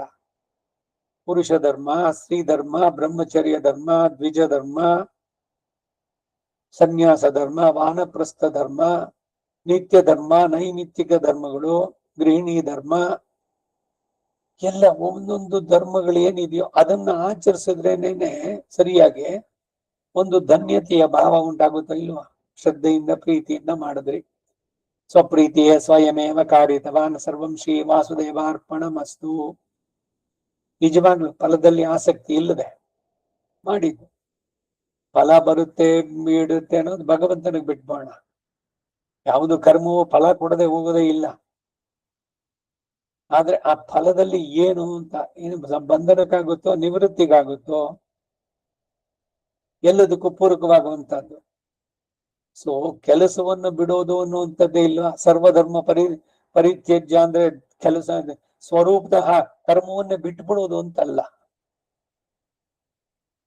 ಅದರಲ್ಲಿ ಫಲದಲ್ಲಿ ಆಸಕ್ತಿಯನ್ನ ಬಿಡಬೇಕು. ನಾನು ಮಾಡ್ತಾ ಇದ್ದೀನಿ ಎನ್ನುವ ಅಹಂಕಾರವೂ ಬೇಡ. ಅದಕ್ಕಾಗಿ ಕರ್ತೃತ್ವ ತ್ಯಾಗ. ನಾನು ಮಾಡ್ತಾ ಇಲ್ಲ, ಭಗವಂತ ನನ್ನಿಂದ ಮಾಡಿಸ್ಕೊಳ್ತಾ ಇದ್ದಾನೆ. ಮತ್ತಿದು ನನಗೆ ನನ್ ಕರ್ಮ ಇದು ಅಲ್ಲ, ಅದು ಭಗವಂತಂದು. ಸಂಬಂಧ ತ್ಯಾಗ ಇದು ನಂದು ಅಂತ ಹೇಳುವಂತಹದ್ದು. ಕರ್ತೃತ್ವ ತ್ಯಾಗ ಇದು ಭಗವಂತ ನನ್ನಿಂದ ಮಾಡಿಸ್ಕೊಳ್ತಾ ಇದ್ದಾನೆ, ನಾನಲ್ಲ ಮಾಡೋನು. ಕಡೆಗೆ ಫಲ. ಅದನ್ನೇ ಬಹಳ ಸುಲಭವಾಗಿ ಅವರು ಹೇಳ್ತಾ ಇದ್ರು ನಮ್ಮ ಆಚಾರ್ಯರು. ನಾಹಂಕರ್ತ ನೇದಂ ಮಮ ಕರ್ಮ ಫಲಮಪಿ ನ ಮಮ. 3. I am not the doer, this is not my karma, the results are not mine. ಈ 3 ಅನುಸಂಧಾನ ಎಲ್ಲದರಲ್ಲೂ ಇರ್ಬೇಕು. ಇದೇನೆ ಸಾತ್ವಿಕ ತ್ಯಾಗ. ಅದು ಸಂಸ್ಕೃತದಲ್ಲಿ ಹೇಳಿದ್ದು, ಇದು ಇಂಗ್ಲಿಷ್ ನಲ್ಲಿ ಹೇಳಿದ್ದು. ಇಲ್ಲ ಅದನ್ನೇ ಸುಲಭವಾಗಿ ನಾ ಅಹಂಕರ್ತ ನೇದಂ ಕರ್ಮ ಫಲಮಪಿ ನ ಮಮ, ಎಲ್ಲದ್ರಲ್ಲೂ ಇಷ್ಟೇ ಹೇಳ್ತಾ ಬನ್ನಿ. ಹಾಗಾದ್ರೆ ಯಾರಿಗದು ಅಂತಂದ್ರೆ ಭಗವಾನೇವ, ಅವನಿಗೇನೆ. ಏವಕಾರ ಇದೆ ಅಲ್ಲಿ. ನ ಅಹಂಕರ್ತ ನೇದಂ ಮಮ ಕರ್ಮ ಫಲಮಪಿ ನ ಮಮ. ಇದರ ಹಿರಿಮೆಯನ್ನು ತಿಳಿದೇ ರಾಮಾನುಜರು ಗೀತಾ ಭಾಷ್ಯ ಇದೆಲ್ಲ ಇದ್ರ ಮಾಡಿದಾಗ್ಲೇನೆ ಹೇಳಿದ್ರು, ಪ್ರತಿ ಒಂದು ಕರ್ಮಕ್ಕೂ ಆರಂಭದಲ್ಲಿ ಒಂದ್ಸಲಿ ಸಾತ್ವಿಕ ತ್ಯಾಗ, ಕಡೆನಲ್ಲಿ ಒಂದ್ಸಲಿ ಸಾತ್ವಿಕ ತ್ಯಾಗ ಮಾಡು. ಮಾಡಿಸ್ತಾ ಇರೋನು ಅವನೇ, ಮಾಡಿಸ್ಕೊಂಡವನು ಅವನೇ ಕಡೆನಲ್ಲಿ. ಹಾಗೆ ಮನಃಶಾಂತಿರ್ ಭವಿಷ್ಯತಿ. ಯಾವಾಗ ಶ್ರದ್ಧೆಯಿಂದ ಫಲದಲ್ಲಿ ಆಸಕ್ತಿ ಬಿಟ್ಟು ಭಗವದರ್ಪಣ ಬುದ್ಧಿಯಿಂದ ನಡೆಸಿದಾಗ ಯಾಕೆ ಹೇಗ್ ಸಿಗುತ್ತೆ ಮನಸ್ಸಿಗೆ ಶಾಂತಿ ಅಂದ್ರೆ, ಏನು ಉದ್ವೇಗನೂ ಇಲ್ಲ, ಬೇಸರನೂ ಇಲ್ಲ. ಈಗೇನೋ ನಿಮ್ಗೆ ನೀ ಕೆಲಸ ಮಾಡ್ಲೇಬೇಕು, ನಿನ್ ಗೆಲ್ದಿದ್ದ ಅದನ್ನ ಕೊಡಲ್ಲ ಅಂತಂದ್ರೆ ಏನೋ ಒಂದು ಹಾಳು ಮಾಡಿ ಬಿಸಾಕೋ ಕಡೆಗೆ ಅನ್ನೋದ್ ತಾನೇ ಆಗತ್ತೆ. ಆಫೀಸ್ ಕೆಲಸ ಏನೋ ಕರ್ಮ ತಾಪೇದಾರಿ ಕೆಲಸ ಮಾಡದೇ ಇದ್ರೆ ಇದಾಗೋಲ್ಲ, ಸಂಬಳ ಸಿಗೋಲ್ಲ. ಅದಕ್ಕಾಗಿ ಏನೋ ಒಂದು ಮಾಡಿ ಆ ಕಡೆ ಹಾಕ್ಬೋದು. ಶ್ರದ್ಧೆ ಇದೆಯಾ ಅಲ್ಲಿಗೆ? ಏನೋ ಮಾಡ್ಬೇಕಲ್ಲ, ಕರ್ತವ್ಯದ ದೃಷ್ಟಿಯಿಂದ ಮಾಡ್ಬೇಕು. ಮಾಡದೇ ಇದ್ರೆ ಸಿಗೋಲ್ಲ, ಆ ಬಲವಂತಕ್ಕಾಗಿ ಮಾಡೋದು. ಹೀಗೆ ಪ್ರೀತಿಯಿಂದ ಮಾಡೋದಕ್ಕೂ ಶ್ರದ್ಧಾಪೂರ್ವಕ ಮಾಡೋದಕ್ಕೂ ಇರೋ ವ್ಯತ್ಯಾಸಗಳಿದು. ಇದರ ಫಲಿತಾರ್ಥ ಏನು ಅಂತ ಹೇಳ್ತಾರೆ, ತ್ಯಾಗಾತ್ ಶಾಂತಿರ್ ವಿಶಿಷ್ಯತೆ ಎಂದು ಮುಂದಿನ ಕ್ರಮವನ್ನು ಅನುಸರಿಸಿ ಅರ್ಥ ಬರೆಯದೆ ತ್ಯಾಗಾತ್ ಶಾಂತಿ ಅನಂತರಂ ಭವಿಷ್ಯತಿ ಎಂದು ವ್ಯಾಖ್ಯಾನ. ಹೇಗೆ ಎಂದು ಆಕ್ಷೇಪಿಸಬಹುದು ಅಂತ ಭಾವಿಸಿ ಮುಂದೆ ಸಮಾಧಾನವನ್ನು ಬರೀತಾರೆ. ಅತ್ಯುತ್ತಮ ಸಾಧನ ರೂಪವಾದ ಕರ್ತೃತ್ವ, ಮಮತೆ, ಫಲಾಭಿಸಂಧಿ ರಹಿತವಾದ ಕರ್ಮ ಅನುಷ್ಠಾನ ಯಾವಾಗ ಮಾಡಲ್ಪಟ್ಟಿತೋ ಅದರ ಫಲವಾಗಿ ಮನಃಶಾಂತಿ ದೊರೆಯುತ್ತದೆ ಎಂದು ಹೇಳಬೇಕಾಗಿರುವುದರಿಂದ ತ್ಯಾಗಾತ್ ಶಾಂತಿರ್ಭವಿಷ್ಯತೆ ಎಂಬುದು ಸರಿಯೇ ವಿನಃ ವಿಶಿಷ್ಯತೆ ಅಂತ ಹೇಳಲು ಮಾರ್ಗವಿಲ್ಲ. ವಿಶಿಷ್ಯತೆ ಎಂದು ಅನ್ವಯಿಸಿದ್ರೆ ಮನಃಶಾಂತಿಯು ಕಷ್ಟವೇ ಎಂದು ಶೋಕಿಸಿದವನಿಗೆ ಮನಃಶಾಂತಿಯನ್ನೇ ಮಾಡು, ಅದೇ ಅತ್ಯುತ್ತಮ ಸಾಧನೋಪಾಯ ಎಂದು ಹೇಳುವ ಹಾಗೆ ಆಗಿ ಹಾಸ್ಯಾಸ್ಪದವಾಗುತ್ತೆ. ಮೂಲದಲ್ಲಿ ತ್ಯಾಗಾತ್ ಶಾಂತಿ ವಿಶಿಷ್ಯತೆ ಎಂದು ಹೇಳಲು ಸಾಧ್ಯವಿತ್ತು, ಆದ್ರೂ ಹಾಗೆ ಹೇಳದೆ ತ್ಯಾಗಾತ್ ಶಾಂತಿ ಅನಂತರಂ ಅಂತ ಹೇಳಿರೋದ್ರಿಂದ ಅನ್ವಯ ಕ್ರಮ ಹಾಗಲ್ಲ ಎಂದು ಅಭಿಪ್ರಾಯವು ಬೇರೆ ಎಂದು ಹೇಳದಂತಾಯ್ತು. ಇನ್ನು ಕೆಲವರು ಶಾಂತಿ ಎಂದರೆ ಮನಸಃ ಶಾಂತಿ ಎಂದು ಅರ್ಥ ಮಾಡದೆ ಜೀವನ್ಮುಕ್ತಿ ಪ್ರಾಪ್ತವಾಗುತ್ತೆ ಎಂದು ಅಭಿಪ್ರಾಯ ಪಡ್ತಾರೆ. ಇನ್ನು ಪರ್ವತದ ಹತ್ರ ಹೋಗೋದು ಹೇಗೆ ಎಂದು ಯೋಚಿಸುತ್ತಾ ಅದಕ್ಕೆ ಸಾಧವನ್ನು ಹುಡುಕುವವನಿಗೆ ಕರ್ಮಫಲ ತ್ಯಾಗ ಮಾಡಿ ಅನುಷ್ಠಿಸುವ ಕರ್ಮಯೋಗದಿಂದಲೇ ಜೀವನ್ಮುಕ್ತಿಯ ಉಂಟಾಗತ್ತೆ ಅಂತ ಹೇಳಿಕೆ ಪರ್ವತ ಆಗ್ರಕ್ಕೇನೆ ಒಂದೇ ಹಾರಿಕೆಯಿಂದ ನಡೆಗೆದರೆ ಫಲ ಸಿದ್ಧಿ ಎಂದು ಹೇಳದಂತಾಗತ್ತೆ. ಒಂದೊಂದು ಶ್ಲೋಕಕ್ಕೆ ಅರ್ಥಗಳನ್ನ ಭಾಷ್ಯಗಳನ್ನ ಯಾವ ರೀತಿನಲ್ಲಿ ಬೇರೆ ಬೇರೆ ಬಂದಿದೆ ಅನ್ನೋದನ್ನು ಕೂಡ ಹೇಳ್ತಾರೆ ಇಲ್ಲಿ.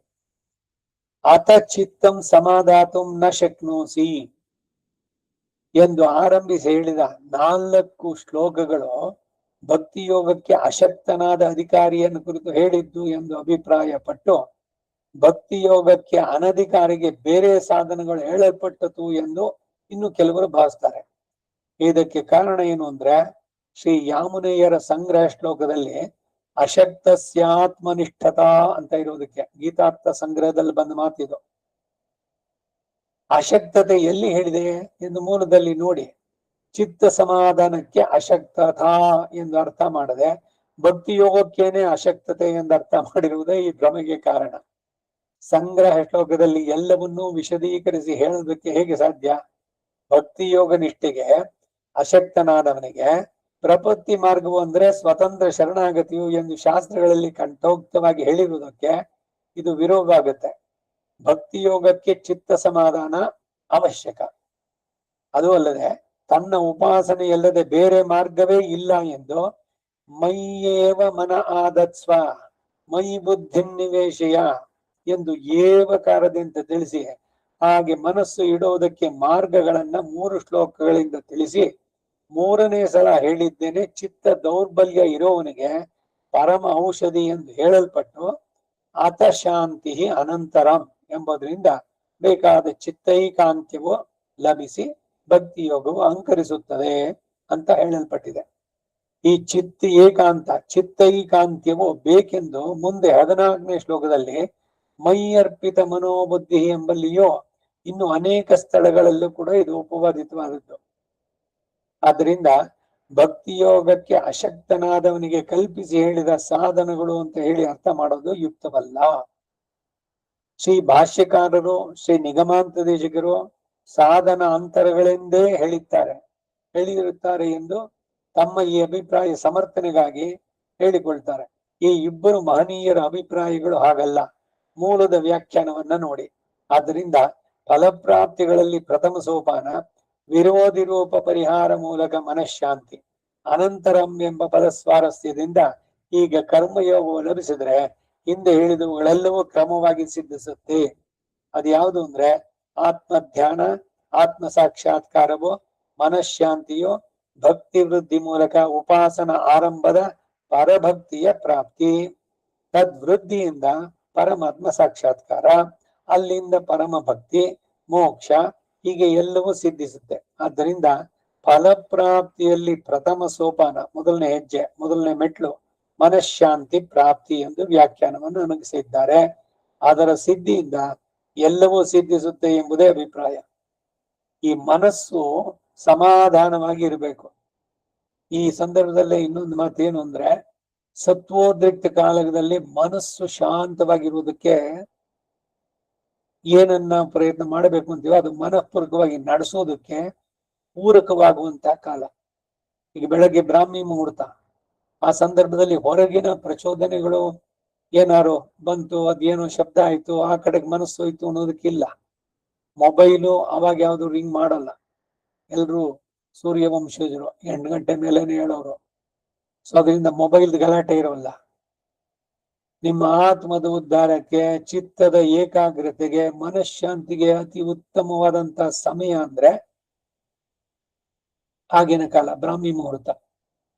ಆ ಸಂದರ್ಭದಲ್ಲಿ ಮನಸ್ಸು ಸಹಜವಾಗಿಯೇ ಶಾಂತ ಸ್ಥಿತಿನಲ್ಲಿರುತ್ತೆ. ಆಗ ನೀವು ಮಾಡುವ ಪ್ರಯತ್ನಗಳು ಅತ್ಯಂತ ವಿಶೇಷವಾದ ಫಲವನ್ನು ಕೊಡುತ್ತೆ. ಯಾವಾಗ ಮನಸ್ಸು ವ್ಯಗ್ರವಾಗಿಲ್ಲ, ಇನ್ನೇನೋ ಚಿಂತೆ ಬಂತು ಇದ್ರದ್ದು, ಎಲ್ರಿಗೂ ಸ್ವಾನುಭವಗಳೇನೆ. ಏನೋ ಒಂದು ಎಲ್ಲೋ ಹೋಗ್ಬೇಕು, ಏನೋ ಮಾಡಬೇಕು, ನೀವೇನೋ ಸಂಧ್ಯಾವನ ಮಾಡ್ತಿದ್ದು ಅಲ್ಲಿ ಹೋಗ್ಬೇಕು, ಅಲ್ಲಿ ಹೋದ್ಮೇಲೆ ಮೊದ್ಲೇನಾಗತ್ತೆ ಅದಾಗತ್ತೆ, ಆ ಕಡೆಗೆ ಮನಸ್ಸು ಎಳಿಯತ್ತೆ ಮತ್ತೆ ಮತ್ತೆ ಅದಾಗ್ಬೇಕು ಇದಾಗ್ಬೇಕು, ಒಂದೊಂದ್ಸಲ ಹೇಳ್ಬೇಕು ಇನ್ನೂ ಅದಕ್ಕೆ ಟೈಮ್ ಇದೆಯಲ್ಲ ಇವಾಗ ಮಾಡೋಣ ಅಂತ ಮನಸ್ಸನ್ನ ಮತ್ತೆ ಕರ್ಕೊಂಡ್ಬರ್ಬೇಕು.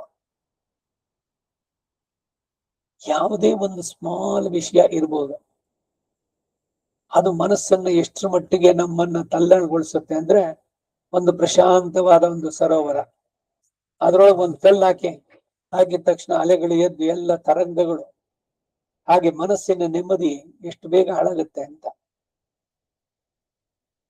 ದಂಪತಿಗಳಲ್ಲೇನೆ ಇವ್ರೇನೋ ಮಾತಾಡ್ತಾ ಕೊಡ್ತಿರ್ತಾರೆ, ಅದು ಏನೋ ಒಂದು ಮಾತು ಪತಿ ಪತ್ನಿಗೋ ಅಥವಾ ಪತ್ನಿ ಪತಿಗೋ ಹೇಳಿದ್ರೆ ಮನಸ್ಸಿನ ಸ್ವಾಸ್ಥ್ಯತೆ ಹೊರಟೋಯ್ತು. ಇದು ಎಲ್ರಿಗೂ ಬರುವಂತ ಅನುಭವ ಇದರಲ್ಲಿ. ಅದರಿಂದ ಯಾವುದೇ ರೀತಿಯ ಪ್ರಚೋದನೆಗಾಗಲಿ ಈ ತರ ಒಂದೊಂದೊಂದೊಂದು ಇದು ಅವುಗಳು ಬರದೇ ಇರುವಂತ ಸಮಯದಲ್ಲಿ ಮನಸ್ಸನ್ನ ಭಗವಂತನಲ್ಲಿ ಕೇಂದ್ರೀಕರಿಸುವುದಕ್ಕೆ ಪೂರಕವಾದಂತಹ ಅತ್ಯುತ್ತಮವಾದ ಸಮಯ ಸತ್ವೋದ್ರಿಕ್ತವಾದ ಸಮಯ. ಅದು ಈ ಸಂಧಿ ಕಾಲಗಳು. ಬೆಳಗ್ಗೆ 12 ಗಂಟೆ ಹೊತ್ತಿಗೆ, ಮತ್ತೆ ಸಂಧ್ಯಾ ಕಾಲ, ಸನ್ಸೆಟ್ ಆಗೋದಕ್ಕೆ ಮೊದಲು, ಇವೆಲ್ಲ ಸತ್ವೋದ್ರಿಕ್ತವಾದ ಕಾಲಗಳು. ಆ ಸಂದರ್ಭದಲ್ಲಿ ಭಗವಂತನ ಧ್ಯಾನ, ಪೂಜೆ, ಏನೊಂದು ದೀಪ ಹಚ್ತಿರೋ ಎಲ್ಲ ಈ ಕೆಲಸ ಸಂಧ್ಯಾ ಕಾಲದಲ್ಲಿ ಇವುಗಳನ್ನು ನಡೆಸುವಂತದ್ದು.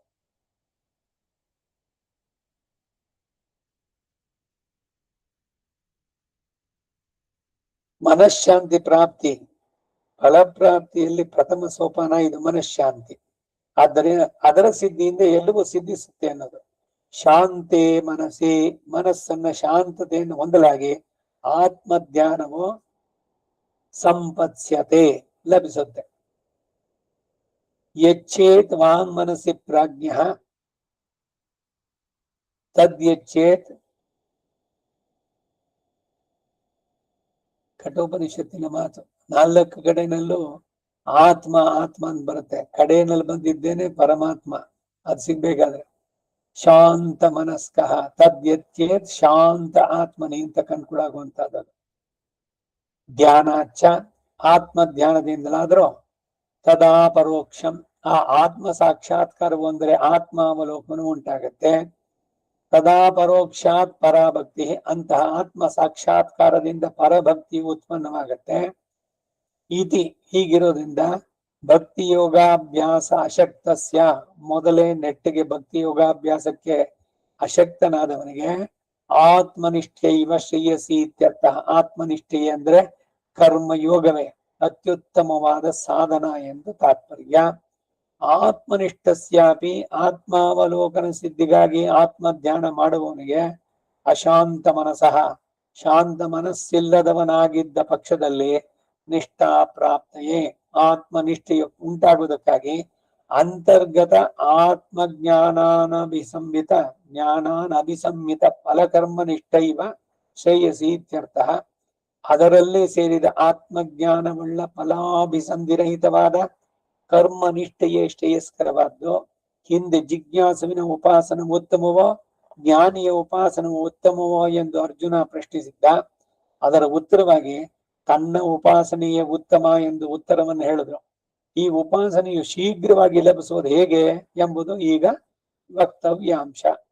ಕರ್ಮಯೋಗ ಅಂಗವಾಗಿ ಆತ್ಮ ಧ್ಯಾನದಿಂದ ಭಕ್ತಿ ಯೋಗವನ್ನ ಅವಲಂಬಿಸುವುದು ಒಂದು ಪಕ್ಷ.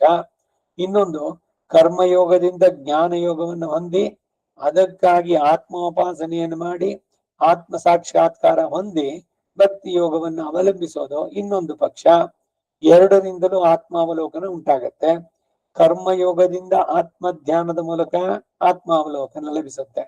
ಭಕ್ತಿ ಯೋಗಕ್ಕೆ ಇದರಿಂದ ಉಂಟಾಗುವ ಪರಮ ಲಾಭ ಏನು ಅಂದ್ರೆ ಚಿತ್ತ ಸ್ವಾಸ್ಥ್ಯ ದೊರೆಯುತ್ತೆ. ಆ ಚಿತ್ತ ಸ್ವಾಸ್ಥ್ಯವು ಯಾವಾಗ ಉಂಟಾಯಿತೋ ಭಕ್ತಿ ಯೋಗದಲ್ಲಿ ಅಭ್ಯಾಸ ಉಂಟಾಗತ್ತೆ. ಅನಂತರ ಪರಭಕ್ತಿ, ಪರಜ್ಞಾನ, ಪರಮ ಭಕ್ತಿಗಳು ಉಂಟಾಗಿ ಭಕ್ತಿ ಯೋಗ ನಿಷ್ಪತ್ತಿಯು ಲಭಿಸುತ್ತೆ.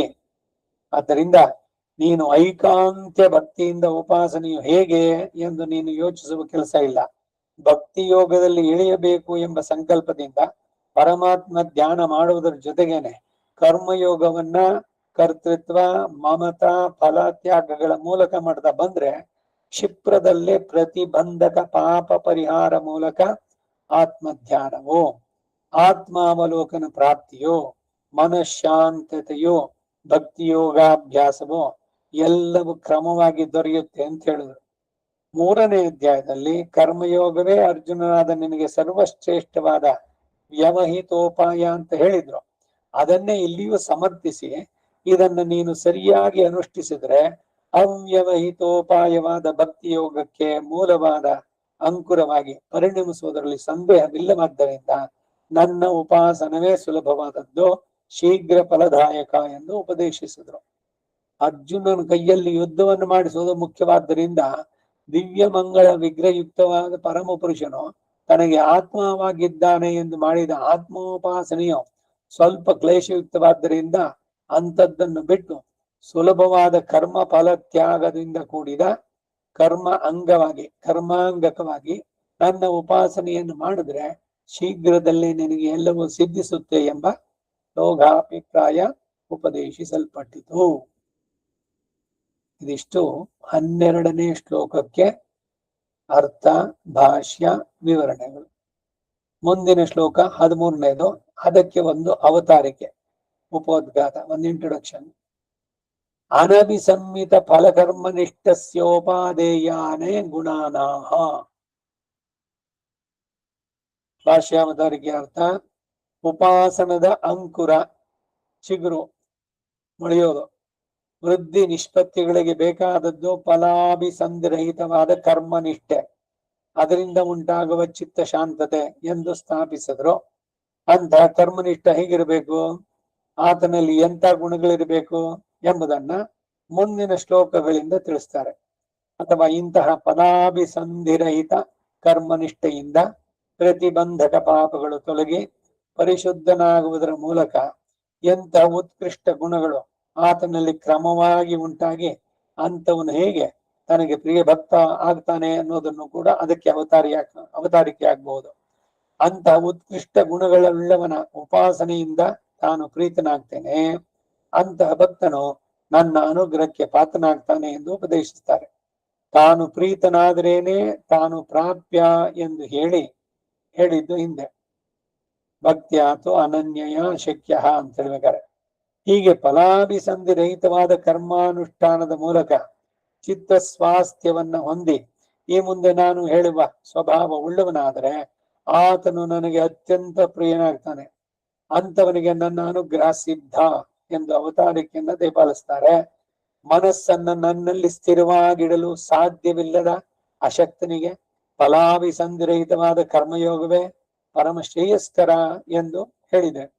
ಅಂತಹ ಕರ್ಮಯೋಗನಿಷ್ಠನಿಗೆ ಉಂಟಾಗುವ ಮಹತ್ತಾದ ಗುಣಗಳು ಯಾವುದು ಅಂತಂದ್ರೆ ಹೇಳ್ತಾರೆ: ಅನಭಿಸಂಹಿತ ಫಲ ಕರ್ಮನಿಷ್ಠಸ್ಯ, ಫಲಾಪೇಕ್ಷೆ ಇಲ್ಲದೆ ಮಾಡುವಂತ ಕರ್ಮನಿಷ್ಠನಿಗೆ ಉಪಾದೇಯಾನ್ ಗುಣಾನಾಹ, ಉಚಿತವಾದ ಗುಣಗಳನ್ನು ತಿಳಿಸ್ತಾರೆ.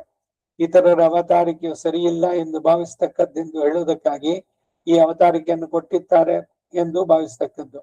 ಇತರರ ಅಭಿಪ್ರಾಯ ಪಡುವ ಹಾಗೆ ನಿರ್ಗುಣ ಬ್ರಹ್ಮೋಪಾಸಕನಿಗೆ ಉಂಟಾಗುವ ಗುಣಗಳು ಹೇಳಲ್ಪಟ್ಟು ಇಂತಹ ಭಕ್ತನೇ ತಮಗೆ ಪ್ರಿಯ ಎಂದು ಶ್ರೀಕೃಷ್ಣ ಹೇಳಿದನು ಎಂಬ ಅರ್ಥ ಸರಿಯಾದದ್ದಲ್ಲ ಎಂದು ತಿಳಿಸುವುದಕ್ಕಾಗಿಯೂ ಎಂದು ಕೂಡ ಭಾವಿಸ್ತಕ್ಕದ್ದು.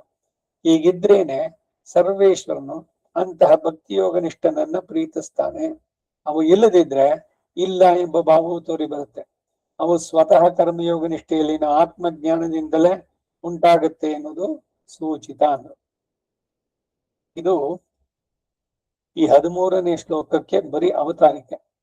13, 14 2 ಶ್ಲೋಕಗಳನ್ನು ಒಟ್ಟಿಗೆ ಹೇಳ್ತಾ ಇದ್ದಾರೆ. ಅದ್ವೇಷ್ಟ ಸರ್ವಭೂತಾನಾಂ ಮೈತ್ರ ಕರುಣ ಏವ ಚ ನಿರ್ಮಮೋ ನಿರಹಂಕಾರ ಸಮದುಃಖ ಸುಖ ಕ್ಷಮೀ. ಇದೊಂದು ಪೂರ್ವ ರೂಪ ಸಂಧಿ. ಸಮದುಃಖ ಸುಖ ಕ್ಷಮೀ ಅಂತ ಹೇಳಿದ್ರೆ ತಪ್ಪಾಗತ್ತೆ. ಸುಖ ಆದ್ಮೇಲೆ ಒಂದು ಕಾಮ ಹಾಕೋಬೇಕು. ಕ್ಷಮಿ ಪೂರ್ವರೂಪ, ಸುಖ ಪೂರ್ವರೂಪದಲ್ಲಿ ಇರೋದು. ಪೂರ್ವರೂಪ ಸಂಧಿ ಕ್ಷಕಾರದ ಹಿಂಭಾಗದಲ್ಲಿ. ಮುಂದಿನ ಶ್ಲೋಕ: ಸಂತುಷ್ಟ ಸತತಂ ಯೋಗಿ ಯಥಾತ್ಮ ದೃಢ ನಿಶ್ಚಯ ಮಯ್ಯರ್ಪಿತ ಮನೋ ಬುದ್ಧಿ ಯೋ ಮದ್ಭಕ್ತ ಸಮೇ ಪ್ರಿಯ.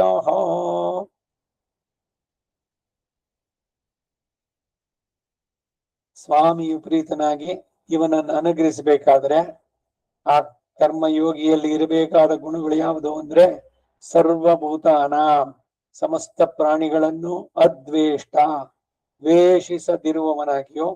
ಅವರು ಒಂದು ವೇಳೆ ತನಗೆ ದ್ವೇಷಿಗಳಾದ್ರೆ ಆಗಲೂ ನಮ್ಮ ಪ್ರಾರಬ್ಧಾನುಗುಣವಾಗಿ ದ್ವೇಷಿಸಿದ್ರು ಅವರ ಹಾಗೆ ನಾವು ನಡೀಕೂಡುದು, ನಾವು ದ್ವೇಷಿಸಬಾರದು ಎಂಬ ಬುದ್ಧಿ ಇರಬೇಕು. ಯಾರಿಗಾಗಲಿ ಪ್ರತಿಕೂಲನಾಗಿರಕೂಡದು. ಮೋಸ ಮಾಡುವನ ಹೆಸರು ಮಗನಿಗಿಡಬೇಕು. ಇವೆಲ್ಲ ಯಾರು ಈ ಕರ್ಮಯೋಗ ನಿಷ್ಠನಾದ್ರೆ ಅವನಿಗಿದೆಲ್ಲ ಬರೋಲ್ಲ. ಅವನಿಗೆ ದ್ವೇಷಿಗಳು ಇಲ್ಲ, ಪ್ರಿಯರು ಇಲ್ಲ. ಯಾಕಂದ್ರೆ ಈ ಎಲ್ಲ ಸಂಬಂಧಗಳು ವ್ಯವಹಾರಗಳೆಲ್ಲ ಬಿಟ್ಟು ಹೋಗ್ಬಿಡುತ್ತೆ. ನೇರವಾಗಿ ಇವನಿಗೂ ಭಗವಂತನಿಗೂ ಸಂಬಂಧ ಅದು ಏರ್ಪಟ್ರೆ ಇದೆಲ್ಲ ತಾನಾಗೆ ಬಿಟ್ಕೊಂಡು ಹೋಗುತ್ತೆ. ಎಲ್ಲರಿಗೂ ತಾನು ಅನುಕೂಲನಾಗಿರ್ಬೇಕು ಎಂಬ ಸಂಕಲ್ಪ. ಇನ್ನೂ ಒಂದು ಉದಾಹರಣೆ ಹೇಳ್ಬೋದು. ಈ ರಾಕೆಟ್ಗಳನ್ನು ಲಾಂಚ್ ಮಾಡ್ತಾರಲ್ಲ, ಕ್ಷಿಪಣಿಗಳು ಮೇಲಕ್ಕೆ ಆಕಾಶಕ್ಕೆ, 2ನೇದು ಹೋಯ್ತು, 3ನೇದು ಹೋಯ್ತು, ಅದೆಲ್ಲ ಸ್ಯಾಟಲೈಟ್ಗಳು ಅಲ್ಲಿ ಕಳಿಸ್ಬೇಕಾದ್ರೆ ಅಂತ.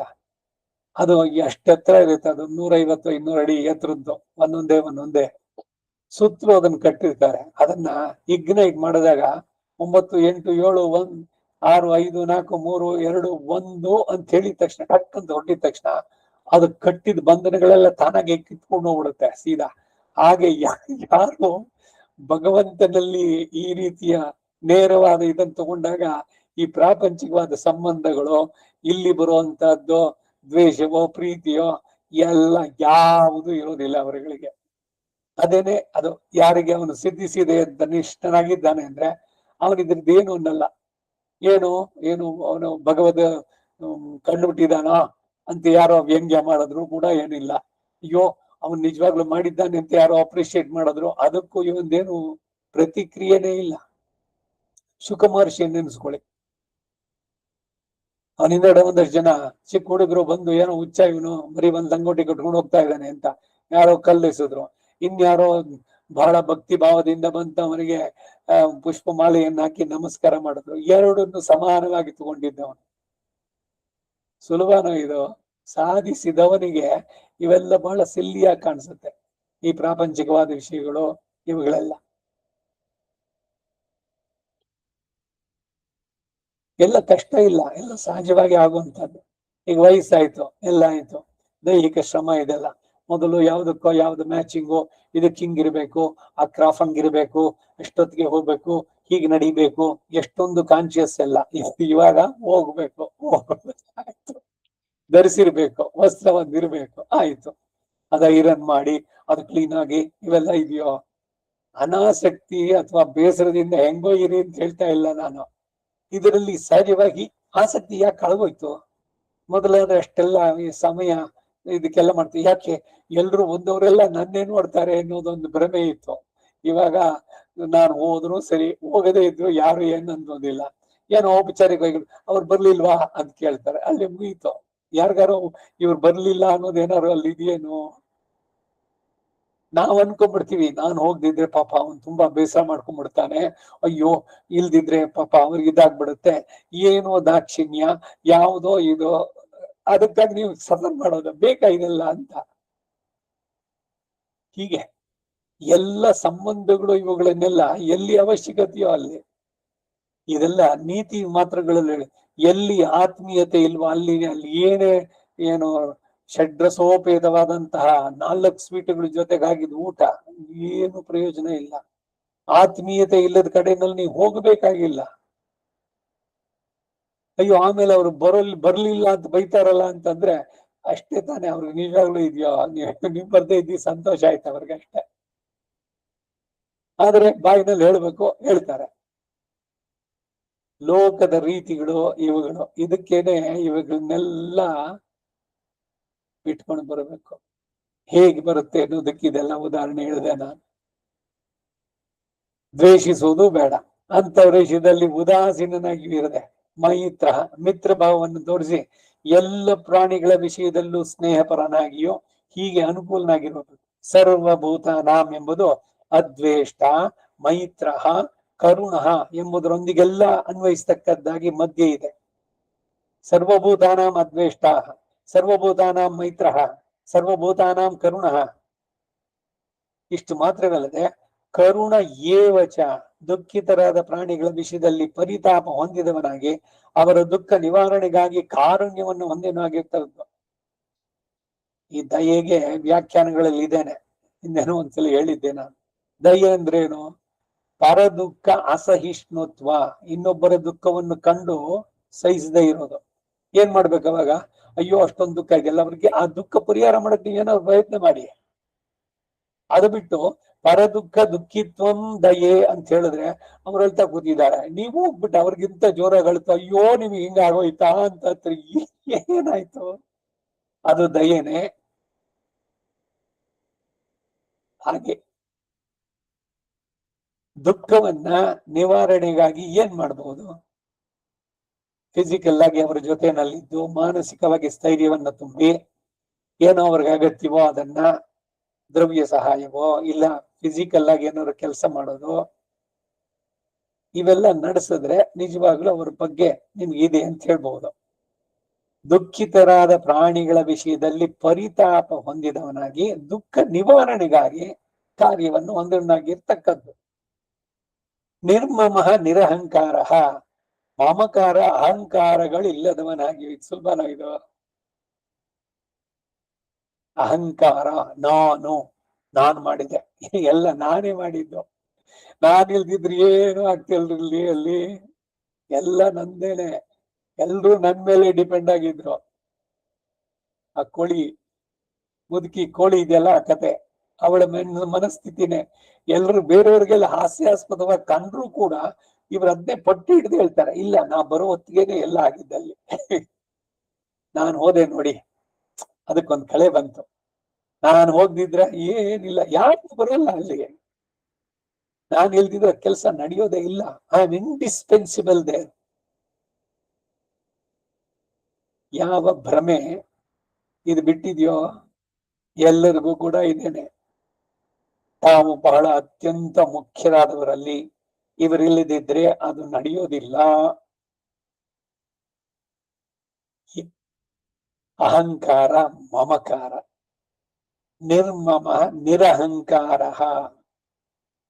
ಈಗ ಅಷ್ಟಾಕ್ಷರಿಗೆ ಜಪವನ್ನು ಮಾಡಬೇಕಾದ್ರೆ ಅದ ಅರ್ಥಾನುಸಂಧಾನಕ್ಕೆ ಮೂಲ ಮಂತ್ರಾಧಿಕಾರ 300 ಪುಟ ಬರೆದ್ರಲ್ಲ, ಇದ್ರಲ್ಲಿ ಏನು ಅಂದ್ರೆ ಅಹಂ ನಾರಾಯಣಾಯ ಭವೇಯಂ ನ ಮಮ ಸ್ಯಾಮ್, ನಾನು ನಾರಾಯಣನಿಗಾಗಿಯೇ ಇರೋದು, ನನಗಾಗಿ ಅಲ್ಲ, ನಾನು ನನ್ನವನಲ್ಲ. ಒಪ್ಸಿದ್ದಾಯ್ತು ಭಗವಂತನಿಗೆ. ಆ ಕ್ಷಣದಿಂದ ನಾನು ನನ್ನವನಾಗಿ ಉಳಿಲಿಲ್ಲ, ನಾನೇ ನನ್ನವನಾಗಿಲ್ಲ ಅಂದಮೇಲೆ ನನ್ನದು ಅನ್ನೋದು ಇಲ್ಲಿ ಏನೂ ಇಲ್ಲ. ಅಹಂಕಾರ ಹೋದ್ರೆ ಮಮಕಾರ ಅನ್ನೋದು ಆಟೋಮ್ಯಾಟಿಕ್ ಆಗಿ ಹೊರಟೋಗುತ್ತೆ. ಕನೆಕ್ಷನ್ ಅಲ್ಲಿಂದನೇ ಎಲ್ಲ ಉಂಟಾಗೋದು. ನೀರ್ನುಮದೆಣ್ಣಿವೈ ವೇ ಮುದಲ್ ಮಾಯ್ತು, ಬೇರ್ ಸಹಿತ ಕಿತ್ತಾಕಿ ಅಂತಾರೆ ಅವರು. ನಾನು ಇದು ಪುರುಷರಿಗೆ ಮಾತ್ರ ಸ್ತ್ರೀಯರಿಗೆ ಮಾತ್ರ ಅಂತಿಲ್ಲ, ಎಲ್ಲರಿಗೂ ಇದ್ದದ್ದೇ. ಒಂದ್ ಚಿಕ್ಕ ಮಗು, ಅದಕ್ಕೂ ಕೂಡ ಅಯ್ಯೋ ಅದಕ್ಕೆ ಅದ್ ಮಾಡಿದ್ರೆ ಅದಕ್ಕೆ ಇಷ್ಟವಾಗಲ್ಲ, ಅದು ಎಸ್ಟಾಬ್ಲಿಷ್ ಮಾಡ್ಕೊಳ್ಬೇಕ, ನನಗಿಷ್ಟ ಇಲ್ಲ ಇದು ಅಂತ ಅಂದ್ಬಿಟ್ಟು. ಆ ಐ ಅನ್ನೋದನ್ನ ನಾವ್ ಇನ್ನೊಂದ್ ಸ್ವಲ್ಪ ಪೋಷಣೆ ಮಾಡ್ತೀವಿ ಎಲ್ರು ಸೇರ್ಕೊಂಡು, ಇಲ್ಲ ಅದು ಕೇಳೋಲ್ಲ, ಅದು ಇದ್ ಮಾಡಿದ್ರೆ ಆಗೋಲ್ಲ. ಅದ್ರ ಮುಂದೆನೆ ಹೇಳಿ ಹೇಳಿ ಹೇಳಿ ನಾನ್ ಹೇಳಿದ್ದೇ ಸರಿ, ನಾ ಮಾಡಿದ್ದೇ ಸರಿ ಅನ್ನೋದನ್ನ ಇವರೆಲ್ಲ ಪೂರಕವಾಗಿ ಮಾಡ್ಕೊಡೋದು. ಯಾವ ತಪ್ಪು ಕೆಲಸ ಮಾಡಿದ್ರು ಕೂಡ ಎಲ್ರು ಸಂತೋಷವಾಗಿ ಚಪ್ಪಾಳೆ ತಟ್ಟೋದು. ಅದಕ್ಕೆ ಅವ್ರು ಎಷ್ಟೊಂದು ಸೆಲ್ಫಿಶ್ ಆಗ್ತಾರೆ ಅಂದ್ರೆ they don't care even for parents. ಇವರು ಯಾರ ಮಾಡಿದ್ರ ಏನೋ ಎಲ್ಲ ಅಲ್ಲಿಂದ ಶುರುವಾಗಿತ್ತು. ಅದನ್ನ ಮೊಟಕಿಸ್ಬೇಕು.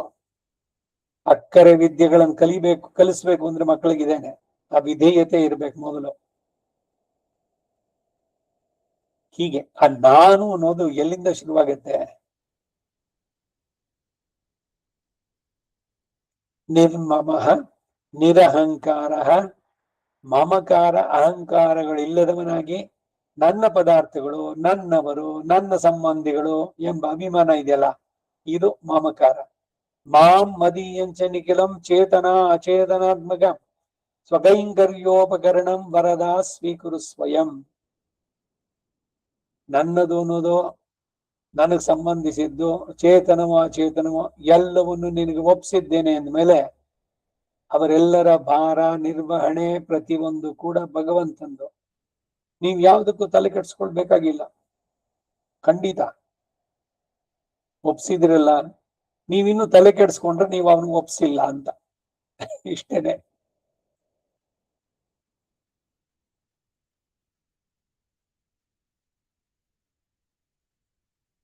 ಕೊಟ್ಟ ಹೆಣ್ಣು ಕುಲಕ್ಕೆ ಹೊರಗು ಒಂದು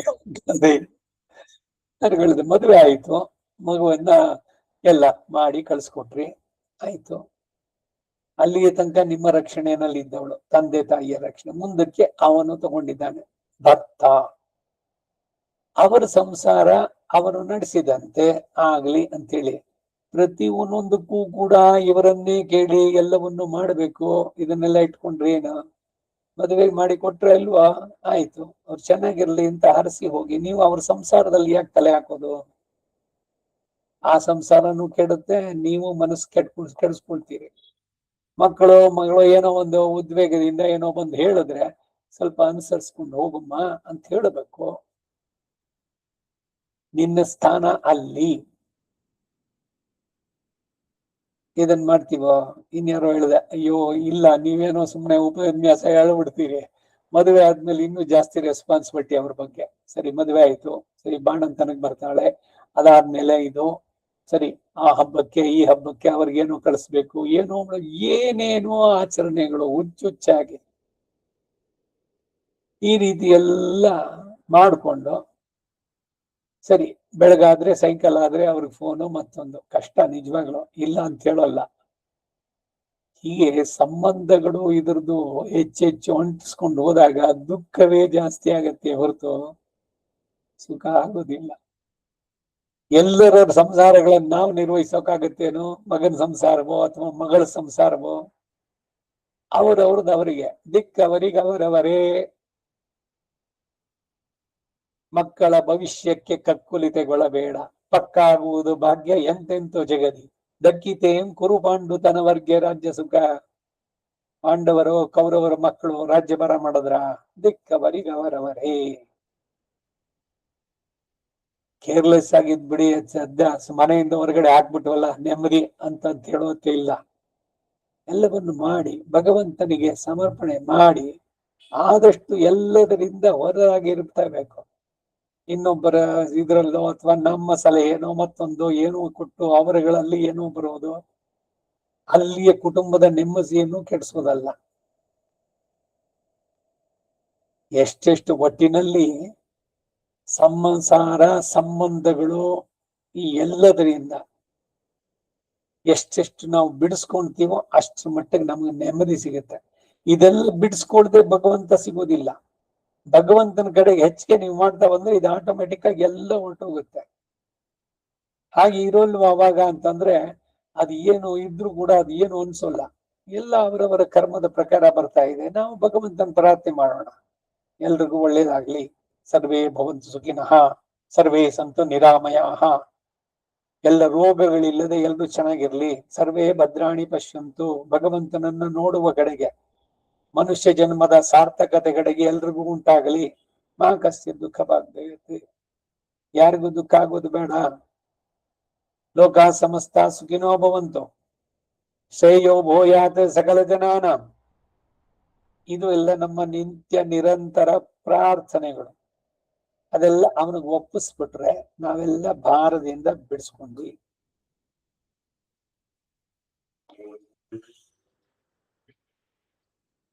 ನನ್ನ ಪದಾರ್ಥಗಳು, ನನ್ನವರು, ನನ್ನ ಸಂಬಂಧಿಗಳು ಎಂಬ ಅಭಿಮಾನ, ಮಮಕಾರ ಇವೆಲ್ಲವೂ ಪರಮಾತ್ಮನ ಸೊತ್ತು. ನಾನು ಕೂಡ ಅವನ ಸೊತ್ತು. ಹೀಗೆ ಎಲ್ಲವೂ ಅವಂದೇ. ನ ಮಾಮ, ನನ್ನದಾಗಿ ಯಾವುದೂ ಇಲ್ಲ ಅಂತ ಯಾರು ಭಾವಿಸ್ತಾನೋ ಅವನು ನಿರ್ಮಮಃ.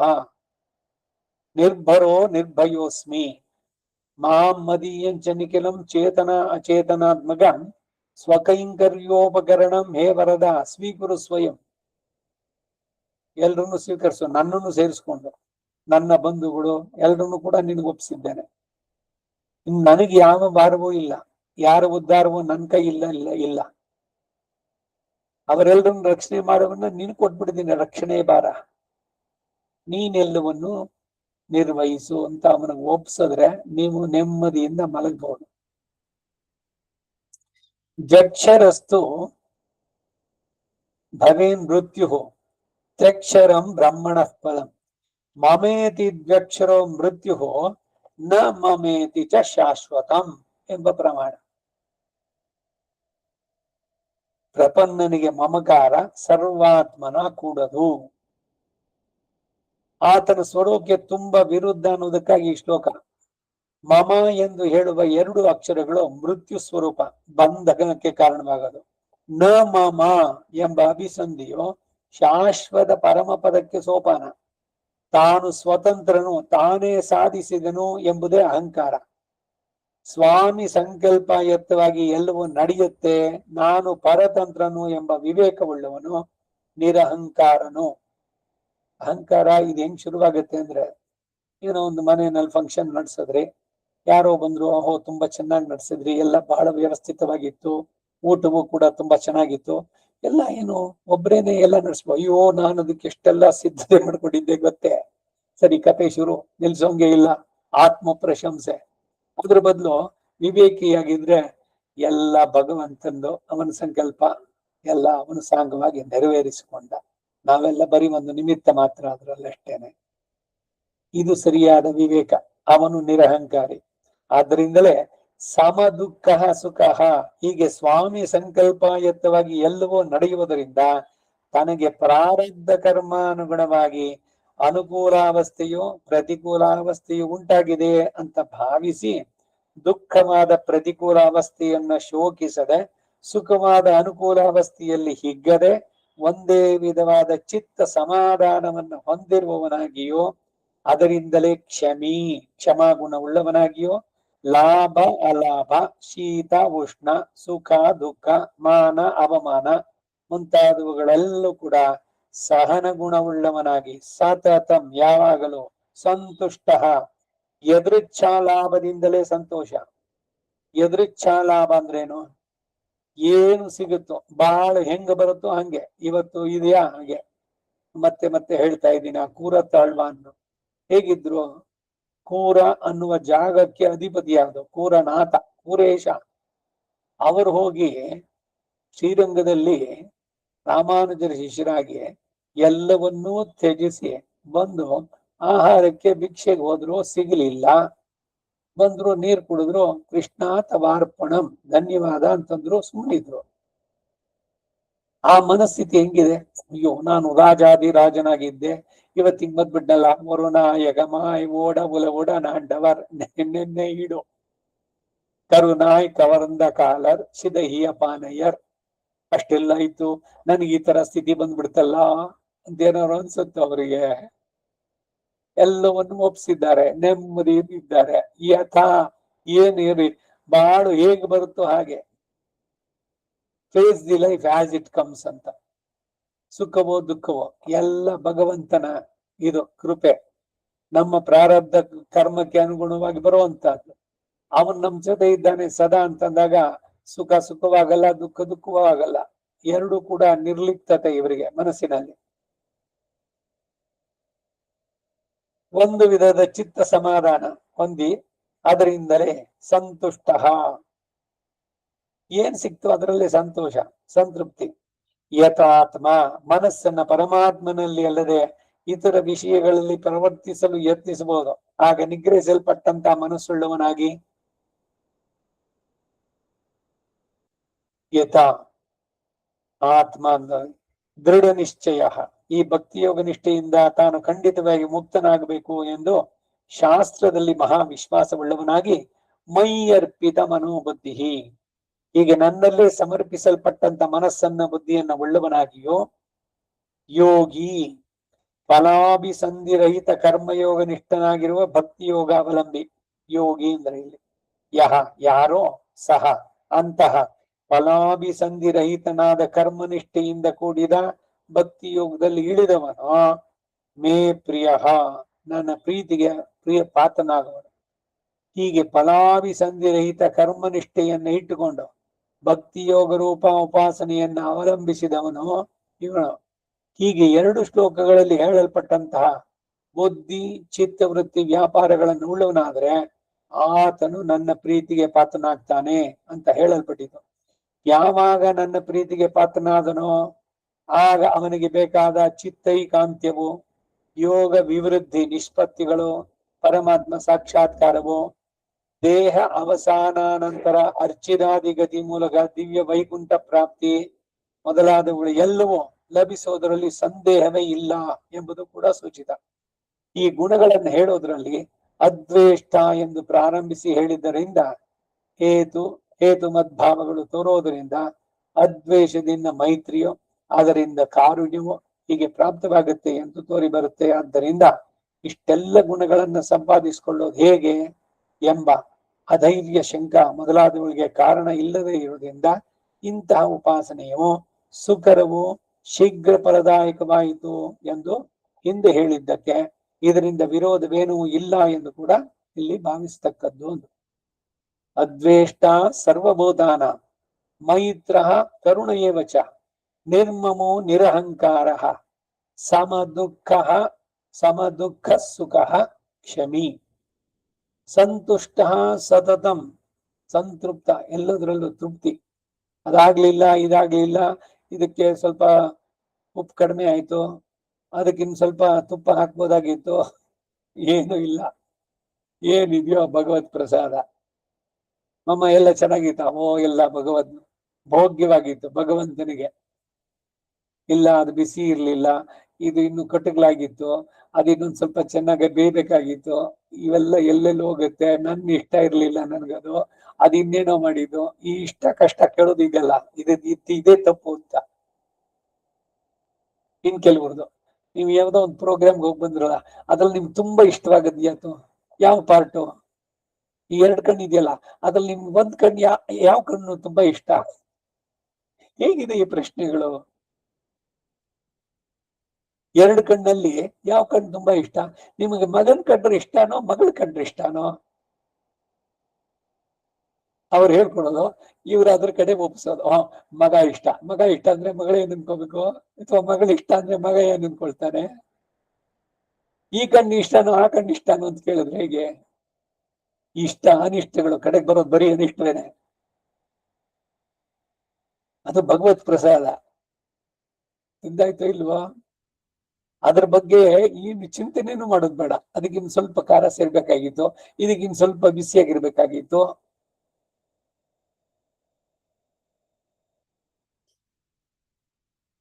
ಇವುಗಳನ್ನೆಲ್ಲ ಬಿಟ್ಕೊಂಡು ಬಂದ್ರೆ ನೋಡಿ ಮನಸ್ಸು, ಯಾಕೆಂದ್ರೆ ಅವಾಗ ಇದ್ರಲ್ಲೆಲ್ಲ ಪ್ರವೇಶಿಸೋಲ್ಲ, ಭಗವಂತನ ಕಡೆಗೆ ಹೋಗೋದಕ್ಕೆ ಸಾಧ್ಯವಾಗುತ್ತೆ. ಮೈ ಅರ್ಪಿತ ಮನೋಬುದ್ಧಿ ಯಹ ಮದ್ಭಕ್ತ ಸಮೇ ಪ್ರಿಯ. ಸೊ ಅದರಿಂದ ಭಗವಂತ ಹೇಳುವಂತ ನಿಷ್ಠೆ ಇವುಗಳೆಲ್ಲ ನಮಗೆ ಉಂಟಾಗ್ಬೇಕು. ಇವನು ಹೇಳ್ತಾನ, ಶ್ರೇಯೋ ಭೂಯಾತ್ ಸಕಲ ಜನಾನಾಂ, ಎಲ್ಲರಿಗೂ ಶ್ರೇಯಸ್ಸುಂಟಾಗ್ಲಿ. ಯಾರು ನನ್ನನ್ನು ದ್ವೇಷಿಸ್ತಾರೋ ಅವರಿಗೂ ಭಗವಂತ ಒಳ್ಳೇದ್ ಮಾಡ್ಲಿ. ನಲ್ಲನಿಗೆ ಮೋಕ್ಷ ಕೊಡಿಸ್ದಂತೆ ಊರೇಶರು. ಏನೋ ನನ್ನ ಕರ್ಮ, ಅದಕ್ಕೆ ಅವನು ನಿಮಿತ್ತವಾದ. ಭಗವಂತ ಅವನನ್ನು ಕ್ಷಮಿಸು, ನನಗೆ ಮನಸ್ಸಿಗೆ ನೋವು ಉಂಟು ಮಾಡೋದ್ನೋ, ಇಲ್ಲ ಆಸ್ತಿನೋ ಧನ ಹಾನಿಯೋ ಏನೋ ಅವನಿಂದ ಉಂಟಾಯ್ತು, ಭಗವಂತ ಅವನನ್ನ ಕ್ಷಮಿಸು ಅಂತ ಹೇಳಿದ್ರೆ ಮನಸ್ಸು ನೆಮ್ಮದಿಯಾಗಿರುತ್ತೋ? ಇಲ್ದಿದ್ರೆ ಅವನಿಗೆ ಮಾಡದ್ದಲ್ಲ, ಅವನಿಗೆ ತಡಿ ನಾ ಮಾಡ್ತೀನಿ, ನನಗೂ ಒಂದ್ ಸಮಯ ಸಿಗುತ್ತೆ, ಅತ್ತೆಗೊಂದ್ ಕಾಲ ಸೊಸೆಗೊಂದ್ ಕಾಲ. ಅದನ್ನೇ ಬೆಳಗ್ಗೆ ಸಂಜೆ ಆಮೇಲೆ ಯಾವತ್ತೋ ಸಿಕ್ತು ಅವ್ನಿಗೆ ಹೇಳಿ, ನೋಡ್ ಹೆಂಗ್ ಕೊಟ್ಟೆ ಗೊತ್ತಾ ಅವನಿಗೆ, ಅವತ್ತಿಂದ ಹೇಳಿದ್ದಕ್ಕೆ ತಿರುಗಿಸಿದೆ. ಏನು ಸಾಧಿಸಿದ್ರಿ ನೀವು? ಈ ದ್ವೇಷ, ಈ ಪ್ರತೀಕಾರ ಮಹಾಭಾರತದಲ್ಲಿ ಪೂರ್ಣವಾಗಿ ಒಬ್ಬರಿಂದ ಒಬ್ಬರಿಗೆ ಅದೇ ತಾನೇ ಎಲ್ಲದಕ್ಕೂ ಉಂಟಾಗಿದ್ದು. ಸೊ ಅದರಿಂದ ಎಲ್ಲವನ್ನು ಬಿಟ್ಟು ಎಲ್ಲ ಭಗವಂತನಿಗೆ ಸಮರ್ಪಣೆ ಮಾಡದ್ಮೇಲೆ, ಇಟ್ಟ ಹಂಗೆ ಇರುವೇನೋ ಹರಿಗೆ, ನೀನೇನ್ ಕೊಟ್ರ ಅದರಲ್ಲಿ ನಾನು ತೃಪ್ತ, ಜೀವನ ಹೇಗ್ ಬರುತ್ತೋ ಹಾಗೆ ಎದುರಿಸ್ತೇನೆ. ಶರೀರಕ್ಕೆ ಒಂದು ಕಡೆ ಇದೆ, ಕೊನೆ ಇದೆ, ಸಂತೋಷ ಅದು ಯಾವಾಗ ಆಗುತ್ತೋ ಅನಾಯಾಸವಾಗಿ ಸಿಗಲಿ, ಅಷ್ಟರಲ್ಲಿ ನಿನ್ನನ್ನ ನಾನು ಒಮ್ಮೆ ಕಾಣುವಂತಾಗ್ಲಿ. ಎಷ್ಟು ದಿವಸ ಇಟ್ಟಿರ್ತೀಯೋ ಅಷ್ಟು ದಿವಸ ನಿನ್ನ ಕೈಂಕರ್ಯ ಮಾಡೋದಕ್ಕೆ ಶಕ್ತಿಯನ್ನು ಕೊಡು. ಇದು ನಮ್ಮ ದಿನದ ಪ್ರಾರ್ಥನೆಯಾಗಬೇಕು. ಮನಸ್ಸನ್ನ ಸಮಾಧಾನವಾಗಿ ಇಟ್ಕೊಳ್ಳೋದು ಅಂದ್ರೆ ಹೀಗೆ ಎಲ್ಲ ಬಿಟ್ಬಿಡ್ಬೇಕು ಪೂರ್ಣವಾಗಿ. ಇದೇನೆ ವೈರಾಗ್ಯ ಅಂತ ಹೇಳೋದು. ವಿರಾಗ, ಭಕ್ತಿ ಬೇಕು, ವಿರಕ್ತಿ ಬೇಕು. ಪ್ರಾಪಂಚಿಕ ವಿಷಯಗಳಲ್ಲಿ, ವಸ್ತುಗಳಲ್ಲಿ ಅನಾಸಕ್ತಿಯನ್ನು ಬೆಳೆಸ್ತಾ ಬರೋದು. ಯಾವುದು ಬೇಡ ಅಂತಲ್ಲ, ಬಟ್ಟೆನೇ ಬೇಡ, ಊಟನೇ ಬೇಡ ಅಂತಿಲ್ಲ, ಶರೀರ ಇರೋ ತನಕ ಇರಬೇಕು. ಶರೀರ ಚೆನ್ನಾಗಿರೋದಕ್ಕೆ ಎಷ್ಟು ಬೇಕೋ ಅಷ್ಟು. ಹಾಗೆ ನಮ್ಮ ಬಯಕೆಗಳು ಇವುಗಳನ್ನೆಲ್ಲ ಕಡಿಮೆ ಮಾಡಿಕೊಂಡು ಎಷ್ಟು ಮಿನಿಮಮ್ ಅಷ್ಟು ಆಗ ಮಾಡ್ತಾ ಬಂದ್ರೆ ನಮ್ಮ ಜೀವನದ ಸಾರ್ಥಕತೆ ಆಗತ್ತೆ. ಭಗವಂತನ ಕೃಪೆ ಉಂಟಾಗತ್ತೆ, ಅವನಿಗೆ ನಾವು ಪ್ರೀತರಾಗ್ತೀವಿ. ಇವೆಲ್ಲ ಹಂತ ಹಂತವಾಗಿ ಒಂದೊಂದಾಗಿ ಬರುತ್ತೆ ಅಂತ ಹೇಳ್ತಾರೆ. ಈ ಜಾಗದಲ್ಲಿ ನಿಲ್ಸ್ಕೊಂಡಿರೋಣ. ಈ ಭಾಷ್ಯವನ್ನ ನಾಳೆ ದಿವಸ ನೋಡೋಣ. ವಸುದೇವ ಸುತಂ ದೇವಂ ಕಂಸ ಚಾಣೂರಮರ್ದನಂ ದೇವಕೀ ಪರಮಾನಂದಂ ಕೃಷ್ಣಂ ವಂದೇ ಜಗದ್ಗುರುಂ ಆತಸಿ ಪುಷ್ಪ ಸಂಕಾಶಂ ಹಾರನೂಪುರ ಶೋಭಿತಂ ರತ್ನ ಕಂಗಣ ಕೇಯೂರಂ ಕೃಷ್ಣಂ ವಂದೇ ಜಗದ್ಗುರುಂ ಕುಟಿಲಾಲಕ ಸಂಯುಕ್ತಂ ಪೂರ್ಣಚಂದ್ರ ನಿಭಾನನಂ ವಿಲಸತ್ ಕುಂಡಲಧರಂ ದೇವಂ ಕೃಷ್ಣಂ ವಂದೇ ಜಗದ್ಗುರುಂ ಮಂದಾರ ಗಂಧ ಸಂಯುಕ್ತಂ ಚಾರುಹಾಸಂ ಚತುರ್ಭುಜಂ ಬರೀ ಪಿಂಚಾವಚೂಡಾಂಗಂ ಕೃಷ್ಣಂ ವಂದೇ ಜಗದ್ಗುರುಂ ಗೋಪಿಕಾನಾಂ ಕುಚದ್ವಂದ್ವಂ ಕುಂಕುಮಾಂಕಿತವಕ್ಷಸಂ ರುಕ್ಮಿಣೀ ಕೇಳಿ ಸಂಯುಕ್ತಂ ಪೀತಾಂಬರ ಸುಶೋಭಿತಂ ಅವಾಪ್ತ ತುಳಸಿ ಗಂಧಂ ಕೃಷ್ಣಂ ವಂದೇ ಜಗದ್ಗುರುಂ ಗೋಪಿಕಾನಾಂ ಕುಚದ್ವಂದ್ವಂ ಕುಂಕುಮಾಂಕಿತವಕ್ಷಸಂ ಶ್ರೀನಿಕೇತಂ ಮಹೇಶ್ವಾಸಂ ಕೃಷ್ಣಂ ವಂದೇ ಜಗದ್ಗುರುಂ ಶ್ರೀವತ್ಸಾಂಗಂ ಮಹೋರಸ್ಕಂ ವನಮಾಲಾ ವಿರಾಜಿತಂ ಶಂಖಚಕ್ರಧರಂ ದೇವಂ ಕೃಷ್ಣಂ ವಂದೇ ಜಗದ್ಗುರುಂ ಕೃಷ್ಣಾಷ್ಟಕಮಿದಂ ಪುಣ್ಯಂ ಪ್ರಾತರುತ್ತಾಯ ಪಠೇತ್ ಕೋಟಿ ಜನ್ಮಗತಂ ಪಾಪಂ ಸ್ಮರಣೇನ ವಿನಶ್ಯತಿ. ಕವಿತಾರ್ಕಿಕ ಸಿಂಹಾಯ ಕಲ್ಯಾಣ ಗುಣಶಾಲಿನೇ ಶ್ರೀಮತೆ ವೆಂಕಟೇಶಾಯ ವೇದಾಂತ ಗುರವೇ ನಮಃ. ವಾದಿದ್ವಿಪಶಿರೋಭಂಗ ಪಂಚಾನ್ನ ಪರಾಕ್ರಮಃ ಶ್ರೀಮಾನ್ ವೆಂಕಟನಾಥಾರ್ಯಶ್ಚಿರಂ ವಿಜಯತಾಂ ಭುವಿ. ಶ್ರೀಮತೆ ನಿಗಮಾಂತ ಮಹಾದೇಶಿಕಾಯ ನಮಃ. ಸರ್ವಂ ಶ್ರೀ ವಾಸುದೇವಾರ್ಪಣಮಸ್ತು.